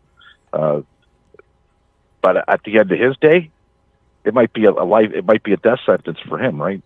He may be spending the rest of his life in prison over it. So, Anyway. that's mental illness and drugs, and you throw whatever else in there, right? But yeah, I think it's going to be a good thing. What are the people saying in the chat? Because I can't read the chat. I don't think you want to know. No? Do you want me to tell you what Yeah. Queenie's saying? Do it. Because she popped up in there and Good, fuck her. Right? Queenie could fuck off, really. I'm not, and that's another thing, right? People instigating and shit. I liked Queenie to begin with until she was on your show, and she started with the fucking crocodile tears and ratting out fucking Wolverine and Adrian and all of them, right? Yeah. I'm like, who the fuck is, and then, she was crying. Rick, please help. It's like, fuck, you put yourself in that predicament. Okay, you did. Queenie, if you are listening, you put yourself in that predicament, and, so I call you on it. You're ratting out your fellow comrades. There's fucking camaraderie for you. Unity. Okay? You're either in it to win it, or you're a fucking stool pigeon. She's a stool pigeon. Okay, that's one thing I learned about the streets. You don't fucking rat. There's rules. That's fucking number one rule. You're not a rat. You rat. You fucking. I seen a good one on YouTube the other day. Was it Jordan Peterson? King Rat. And he talked about if you dug a hole and put 10 rats in the hole and come back a week later, there's only one rat left. You grab another 10 rats and you put them in the same hole, come back a week later, there's only one rat. You take that rat out of the hole and you let them loose, and you won't see any more rats in the neighborhood because they cannibalize, right? Mm-hmm. That rat will become King Rat, and he'll kill all the rats in the neighborhood. There's an interesting lesson. There's an interesting lesson, right? So, Yeah. Don't be a rat. Be straight up, fucking boom, boom, boom. Life goes a lot better for you, right? You'll get more respect. I don't have a problem if I was out without work tomorrow. I'll be the last guy without work in the city because I'll find work, and people will put me to work, right? So that's the way it is. And with that car accident the other night, Oh yeah. I videotaped that car accident. Yeah, I saw that. Yeah, I did. Oh, fuck. Well, apparently, I didn't know whose cars they were right there. Oh, that's Shane's car. I don't know who fucking Shane is. Well, apparently they found a gun, a Beretta, or 9mm underneath the seat, but the one guy was killed in the accident, and just brutal, right? But there's so many Karens out there, and guys are saying you shouldn't be posting, doing videos of that. Wait a second. This is at 4 a.m. I'm getting there as the tow trucks are taking the vehicles away. AM 800 and CBC and everybody else with a fucking cell phone were filming that shit at 11 p.m. when the accident happened. Yeah. So, people are, even the tow truck driver, he's like, you can't film me, this and that, AM, PM towing. And if anybody in this group knows who AM, PM towing is, when we had that little melee down at the Ambassador Bridge, AM, PM towing were the ones that backstabbed the truckers that took the contract to fucking start towing trucks and everybody else out of there, right? So they're a bunch of fucking scumballs. And when the tow truck driver came up, you can't film me, get the fuck out of my face. who the fuck are you? Well, you got to stand behind the barriers. Fuck off, buddy. And I'm telling him, just fuck off. You're a piece of shit. You're a fat fucking piece of shit, right? And that's what I have for you, AM PM towing. And I'd never use your service if my life depended on it. If I was broken down at -40 somewhere, I would not be calling AM PM towing. You're a bunch of fucking douchebags, right? So I got a little resentment. I got a little bit of resentment towards AM PM towing and Vito's Pizza. That's another one. Vito's Pizzeria. If you want diarrhea, eat Vito's Pizzeria. Yeah, Vito's Pizzeria are the ones who let the cops take their vans and fill them up with coppers, okay? And when we had the melee down at the Ambassador Bridge, that's what the police were using. They were putting the cops inside Vito's Pizzeria vans and shipping the cops around into certain places, right? So, Yeah. I don't support Vito's Pizzeria, and I think that's why Vito's Pizzeria is not open today. Had nothing to do with the diarrhea people got from Vito's Pizzeria.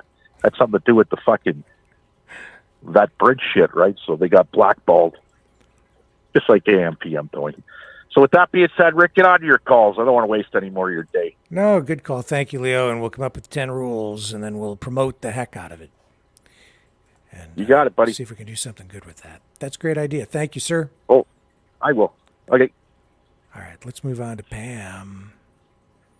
Hello. Hello? You're on the air. Go ahead. Hello? Hello. Hello? It's Dom Palm. Well, hello, Dom Pam. I've lost my voice, I hear that. Barely. and I just wanted to say to Leo, I got very sick after he last put his email on, and I didn't email him because I've been in bed ever since. Oh. And today is my first day up. I had a very bad cold. So please let everyone know. And I just loved your show tonight. And this galactic enterprise thing, it's just more of a reflection of all the movies that people have seen over the last 30 years and all the Star Trek shows. And a lot of them are living in a fantasy world, in my opinion. Mm-hmm. Well, I guess it looks like it's almost like a religion or something that's built around the whole thing. And it's, yeah. It does. I watched, at the beginning when this trucker convoy thing was going on, I just was live streaming everything. And it had a show called Beyond Mystic on there, and they were covering it a lot. So I watched them. And then after that ended, they started covering other things, and it was all about this whole galactic enterprise, and they interview astrologers and tarot card readers and all sorts of people. And it's almost like a cult. Yeah. Yeah. It seems to be turning into, it's quite frightening. Yeah. Well, is it just a cold, Pam, or do you have something more serious? Oh no, it's just a cold. Well, I hope it's all in the throat. It was all in the throat and the nose and just the nose and the throat and the sinuses. Yeah. So I've had these before, and they've lasted for 2 or 3 weeks sometimes. So. Ooh. I mean, sometimes they go away quickly. It depends what you get. But I guess I got it that day I went to, cover the 1 million person march in Nanaimo, and then it hit me that weekend. I see. Wow. So I'll be better. Good. Yeah. So I just wanted to let you know, so that I know Sir Leo is listening, and also, there's a lot of nice people in your chat, and they do have some veteran things. And I think it was Anasty who called about Billy Bishop. Well, I've extended to help do her genealogy for free because I do military veteran genealogy trees, and I specialize in this, and so sometimes other groups looking for veterans will pay me to get information, but that's not why I do it. I do it because I love to do military history and also genealogy on veterans. Well, she might just appreciate that. So we'll see where that goes. Yeah. Billy Bishop is a Canadian war hero. So Yes. you know, people don't know what that's about. He was a pilot in World War I. Yes, I had two great uncles that served with him, and they both died. Well, they were in the fine out of the same area, and they were from Canada, but they went to Britain. It was known as the Expeditionary Force, and they died just 1 month. One died 1 month before World War I ended, and the second one died 2 weeks before. And those were their only two boys, and they both died just towards the end of the war. So a lot of people lost. A lot of people lost. Canadians lost fighting these Nazis. And I saw one guy in your chat tonight, and he said, "Oh, well, you're to blame," And I said, "Well, who do you mean by you?"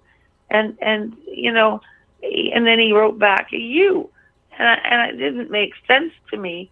And I said, "Do you realize how many people died fighting these Nazis?" And they have no idea. And I served in Germany out of the same air compound that the Red Baron, and I have pictures of me standing in front of it, where his hangar was and where he left. And that was taken over, and that became a Canadian Forces base, and I worked right out of it. And I went to Dachau, and Dachau was the first concentration camp built in Germany, and it was the very first, and it was used for harboring and imprisoning and executing journalists like yourself, anyone who opposed Hitler and the Nazi regime.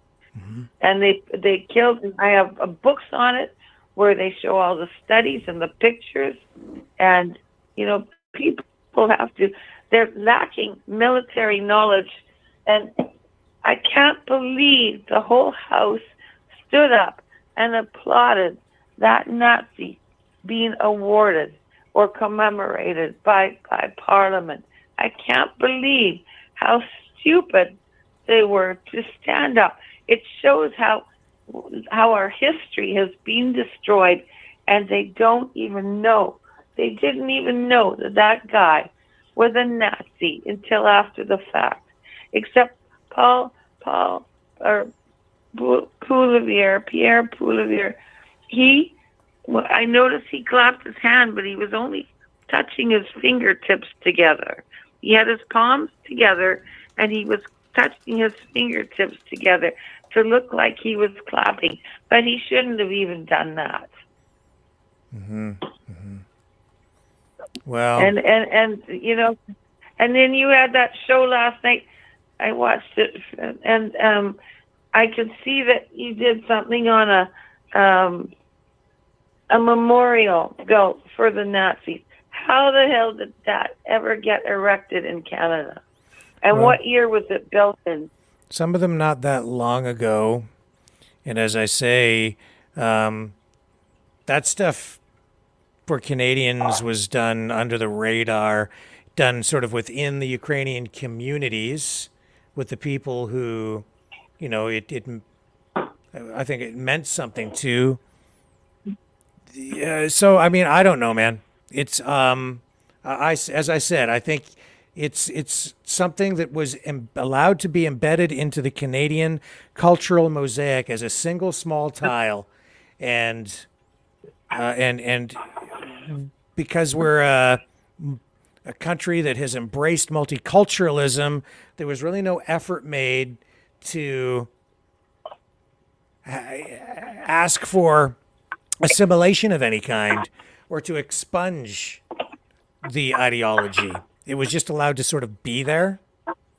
And I think that we just hoped that it would just take care of itself and go away over time. I don't know. I mean, this was back in the freaking 1940s and the 1950s, right? So I wasn't even alive. I don't know what the reasoning was or the thought process other than, what I'm reading in history books. But I don't know. Like, there are multi-sides to this story because we also have to remember that our veterans also fought and many people died. And I think we have to also be careful to respect that and remember that, our peace today was paid for with their blood. And if we allow that peace to be broken, I think that's a betrayal of them. So we need to be very careful how we handle these things. And yes, deal with the issue, but we need to do this in a way that does not explode into something dark, sinister. We can't allow it to tear the whole country apart again. How? My question is, why would we celebrate people who were Nazis that we were fighting against? That is not. We lost thousands of people fighting against those Nazis, and now we're honoring them. Mm-hmm. But these things. But these things have been there for a while. I did a piece. We did a story about that here on this show. Must have been a year ago, right after the war. The war broke out in Ukraine. Drew attention to it then. Nothing done, of course, right? Because nothing is ever done. But we pointed it out. Yeah. I did a large segment on it on one of the programs here myself, talking about it. So, and people are aware. It's been in the media. Government, also aware. But again, because it's just been allowed to be there as a tile of the cultural mosaic, and unless when you're standing there looking at the mosaic makes up Canada, and that's just one very, very small thing. And not labeled as Nazi. There's monuments too, they're really like Ukrainian. So I don't know, man. I'm not going to sit here and make excuses for anyone. I covered stuff like that back in the 80s, 90s, war crimes trials, so on. And I know that Canada does not have a good track record at all of bringing Nazis to justice. But I don't want. I had, like I said the other night, this is such a deep, dark, terrible subject. I have to leave this one to God.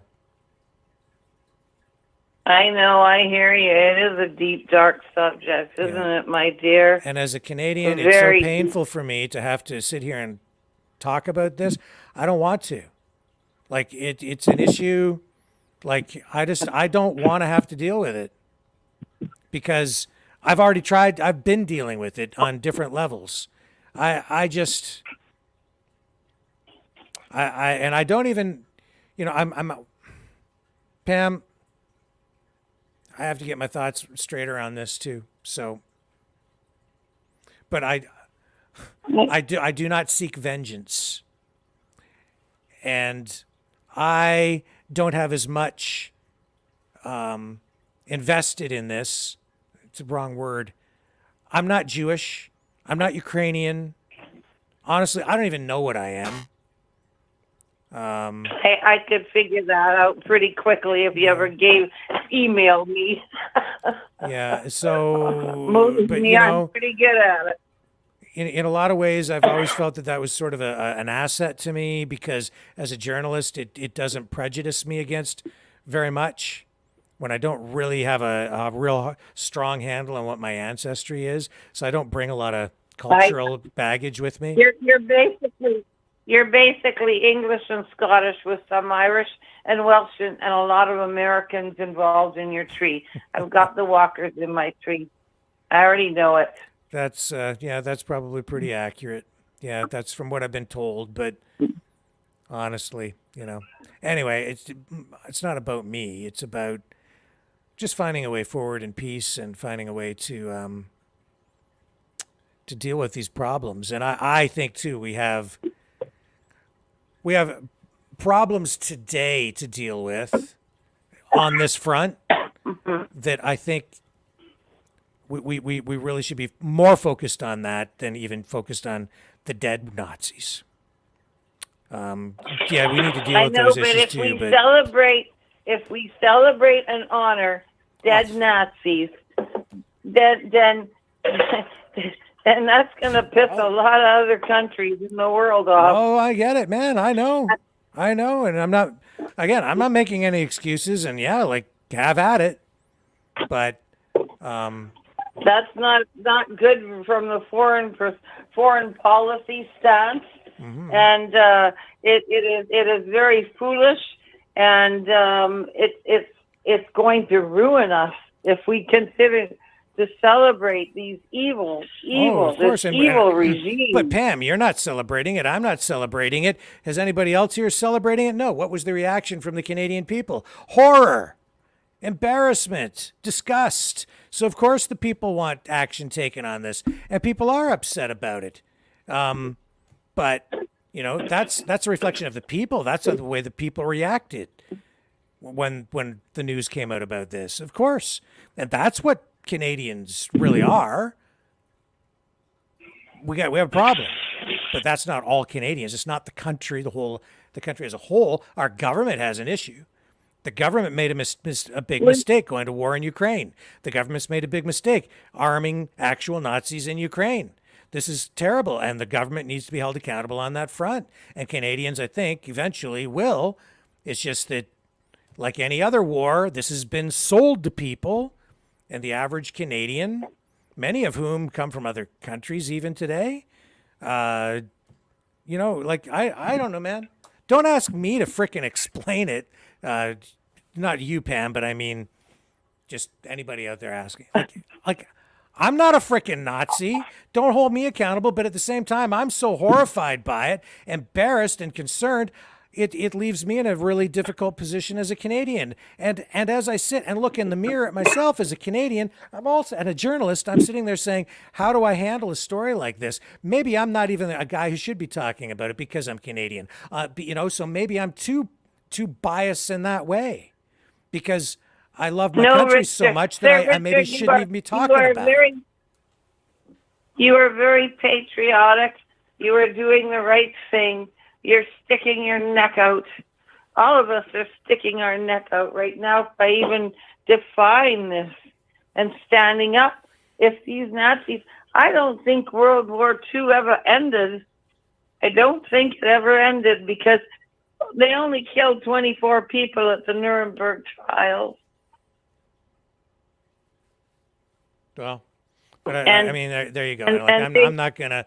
I don't want to have to be the one to say they should have killed X number or this or whatever. And I'll tell you, even after the war, I don't believe in capital punishment. So put people in jail, whatever, fine, what I don't know. Like, this is so. Not for me. I'll support justice, of course, but I don't want to be the executioner.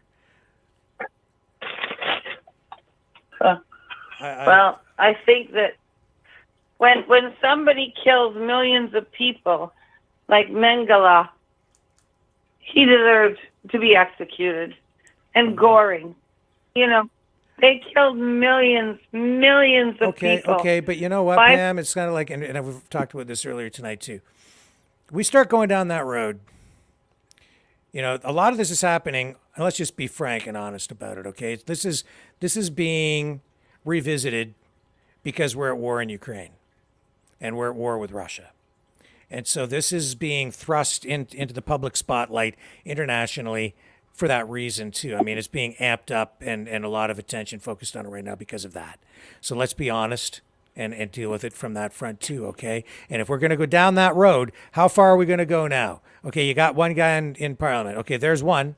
Now I'm seeing a lot of other things. Now there's, the guy got the Order of Canada who's dead, and they're making apologies for that, and we're going down that road. We're looking at now calls to tear down all those monuments. Okay, we're going to go down there, and now we're going to take those monuments down because of this thing that happened in Parliament. Okay, now, are there any other Nazis still alive today? We're going to go hunt them down. We have to make a decision on that.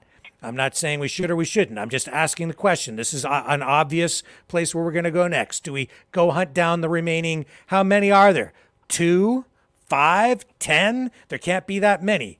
These guys were a fighting age back at the end of World War II. It's been 78 years since then. This guy's 98. He was a fighting age at the time. So everybody that would be alive who was a soldier at that time has got to be in their 90s or maybe even over 100 years old now. So how many are there? How much are we going to invest in tracking these guys down? And then once we find them, we're going to put them on trial. How many resources are we going to put into this? And then, I hear, people coming to me saying we need new legislation, and so we get all this information and investigations, and okay, we're going to put a lot into that. How far do we go with that? And the Duchesne Commission, okay, let's get all that shit out.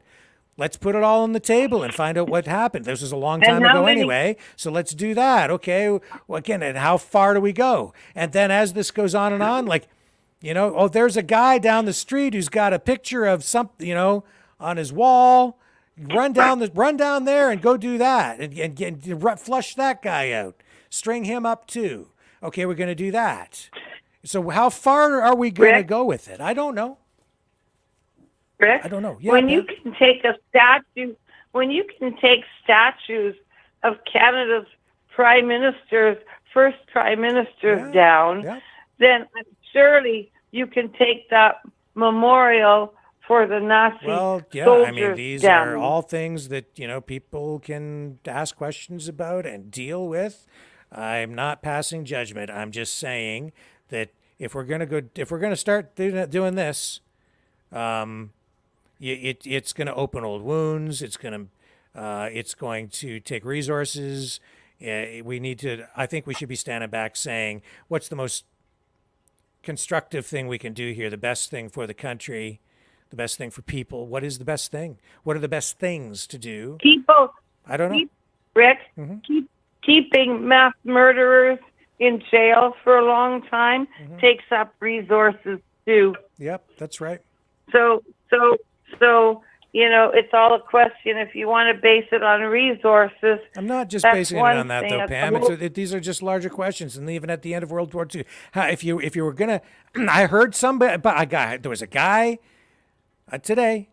I was watching him online. Prominent, I won't say the name, but prominent guy who basically said that they should have just shot all of them. Well, that's thousands and thousands of soldiers. Thousands. So is that what they were supposed to do at the end of World War II? Is line them all up and just shoot them all? Just shoot them all. Rick, I just watched a documentary drama movie, but it's a documentary. It's a true story. And there was a group of Nazi soldiers who were posted outside of Germany. I think it was Poland or something, or maybe Kiev, or Ukraine. Anyways, they had about 100 soldiers, and they said to these men, do you want to be part of this? You can deny it.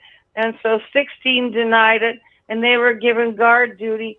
But the rest said, no, we'll participate in this. And they went out and shot 3,000 people a day. 3,000, not 300. And they put them up in lineups, and they threw them into big pits, and then they shot them. And not everybody died. They were buried alive or died out of starvation with dead bodies and disease. Okay. Insects. All right. You know what? Okay. So this is what you're talking about. German soldiers that did that. Sorry, Pam. Is it those German soldiers? No pity. Are those German soldiers? Okay. Yes. All right. So. Yes, and it's on YouTube. Well, okay. Do you want to? Are we going to talk about what else? Are we going to talk about? We're going to talk about other wars. We're going to talk about other atrocities committed. We're going to talk about what the Japanese did. We're going to go after all the Japanese. We're going to I don't know, man. Where are you going to stop? And what about on the other side? What about what we did? What about Pam? What about? Hang on a second. What about the Canadians? Those Canadian pilots who carpet bombed civilians. What are we going to do with them? Dresden. Yeah. Okay. They carpet bombed Dresden near the end of the war, and that was about to end. That's what caused and brought about the end of the war. So? And they did that because they were fed up with how many people were killed in England and Scotland and Ireland and Wales. It's still a war crime. It's still a war crime. What about dropping the atomic bomb? The United States did that. And how many civilians were killed when they dropped 2 nuclear weapons? What about that? Not many, about 300,000 or 500,000, but that ended the war. That ended the war. Yeah. It ended the war. And sometimes drastic measures have to be taken to end a war. So that's okay, but that's not okay. And these people killing those people, that's okay. I don't know, man. It's a terrible thing. It's a terrible thing. But the war would have gone on and would have taken a lot more other lives. It's only the Nazis who have to be held accountable for war crimes. Anything we did or anything the United States did, or I don't know, man. Only the Nazis. Because the problem is we're going to start going down this road. The other people are going to bring up the other stuff up, and this was all from the past. And as I just said, the people who died paid for our peace with their blood. Then we need to be very careful to not forget that. If we're going to sit here and then start revisiting all of these old atrocities today, and we're gonna revisit. You're gonna end up fighting the war again. So we have a choice. We can either learn from it, or we can repeat it. And it seems to me right now, some people seem really damn determined to repeat it on a couple of different sides, and that's it. So Aren't we fighting the war? I mean, World War II is continuing into World War III now. Same actors, same players, same principles. And World War I bled into World War II. And it all bleeds, so when's it going to freaking stop? Our education system has been compromised. Our education system has been infiltrated. Yeah, I know. Blah, blah, blah, blah, blah, blah, blah, blah, blah. I know, and I get it. So let's just stop.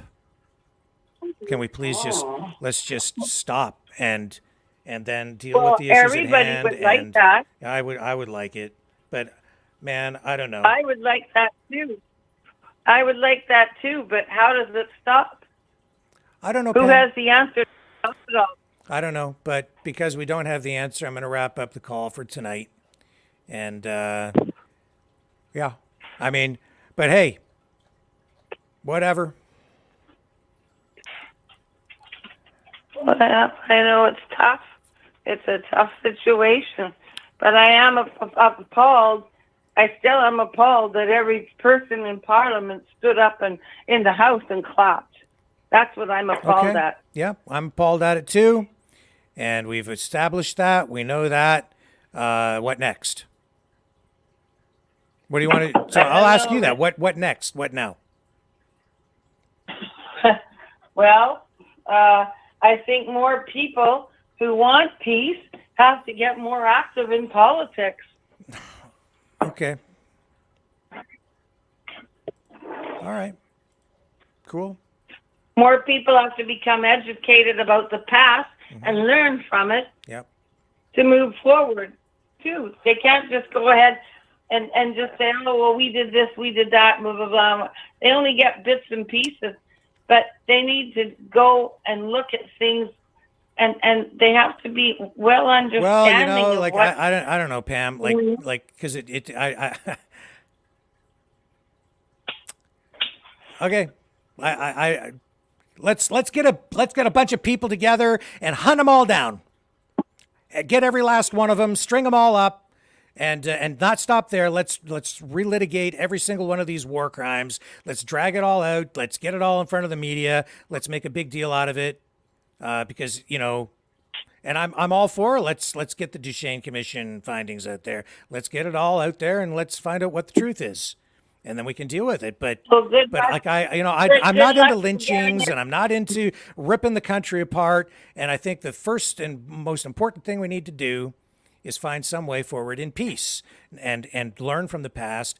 But I'm telling you right now, if we're not careful in the way we deal with it, we're going to end up just repeating all of this, and we're on the verge of it. So we need to dial it down, and we need to end. We need that one way. This is really about ending that damn war in Ukraine. That's what it's about, and so let's do that because ultimately that's what this is about. Let's end the war in Ukraine. Let's just tell the government stop. No more funding. No more weapons. Just end the damn thing. Let's get it over with.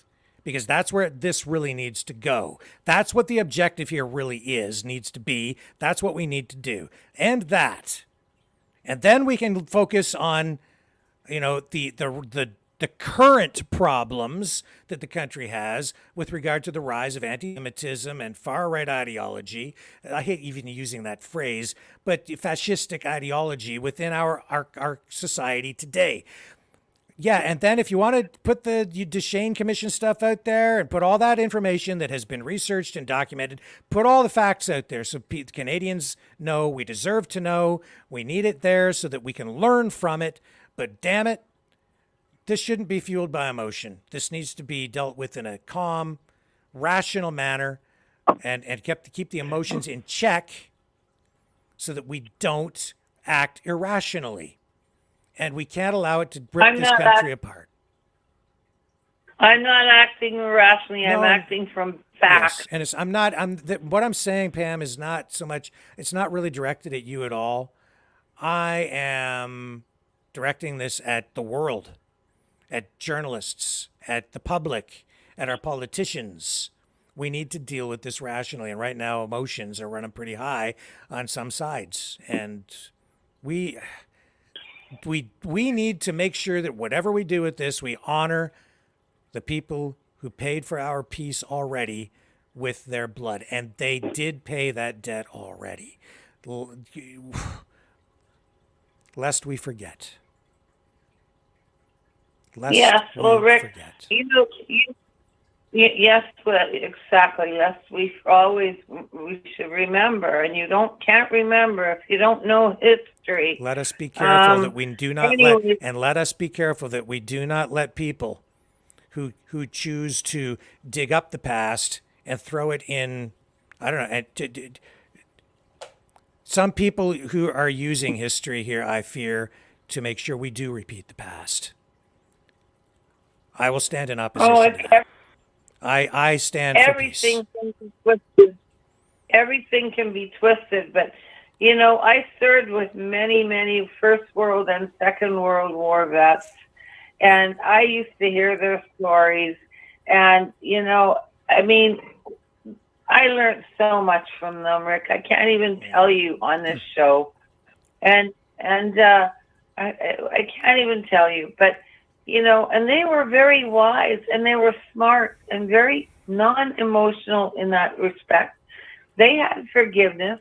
We had one German officer come to our officers' mess, and he was so thankful that we were so kind to him and we welcomed him because he didn't want to be part of this army that Hitler had. He was forced into it. I had a neighbor who was forced into it as a young boy. Yeah. Well, and he Pam, okay. Listen. I'm sorry. I am so sorry, but I have to sign off, and we've been at this now for nearly half an hour with you. So, I appreciate the call, but I gotta go. All right, yeah. You're doing a good job, and thank you. and don't give up. I mean, I'm not giving up. You're opening topics up that need people to think about. We have to start thinking and using our heads instead of our emotions. On that point, we agree. Okay. And with that, Yeah. we're gonna sign off. Thank you so much, Pam. You have a great night. Okay. Always, Good night. always Bye-bye. enjoy talking with you, and we will do it again real soon. Hang on here a second, folks. There we go. And there we go. So, yeah, Canada has changed again. Thank you, JT.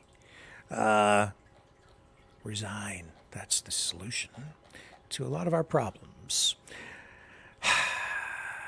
Folks, that brings us to the end of our regularly scheduled broadcast day. You can support the channel by donating at freedomreporters.com. That'll take you to the PayPal page. And of course, as you know, Maverick donations as well. And we could sure use your support. Yeah. Because you're the guys. It's up to you to keep this rolling. Without you, there is no show.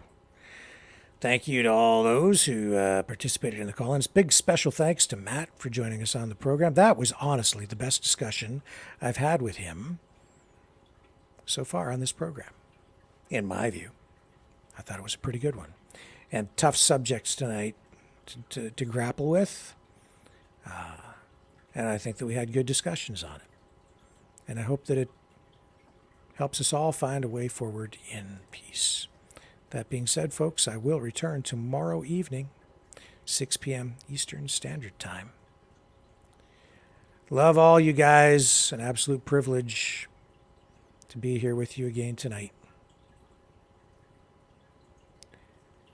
See you on the flip side.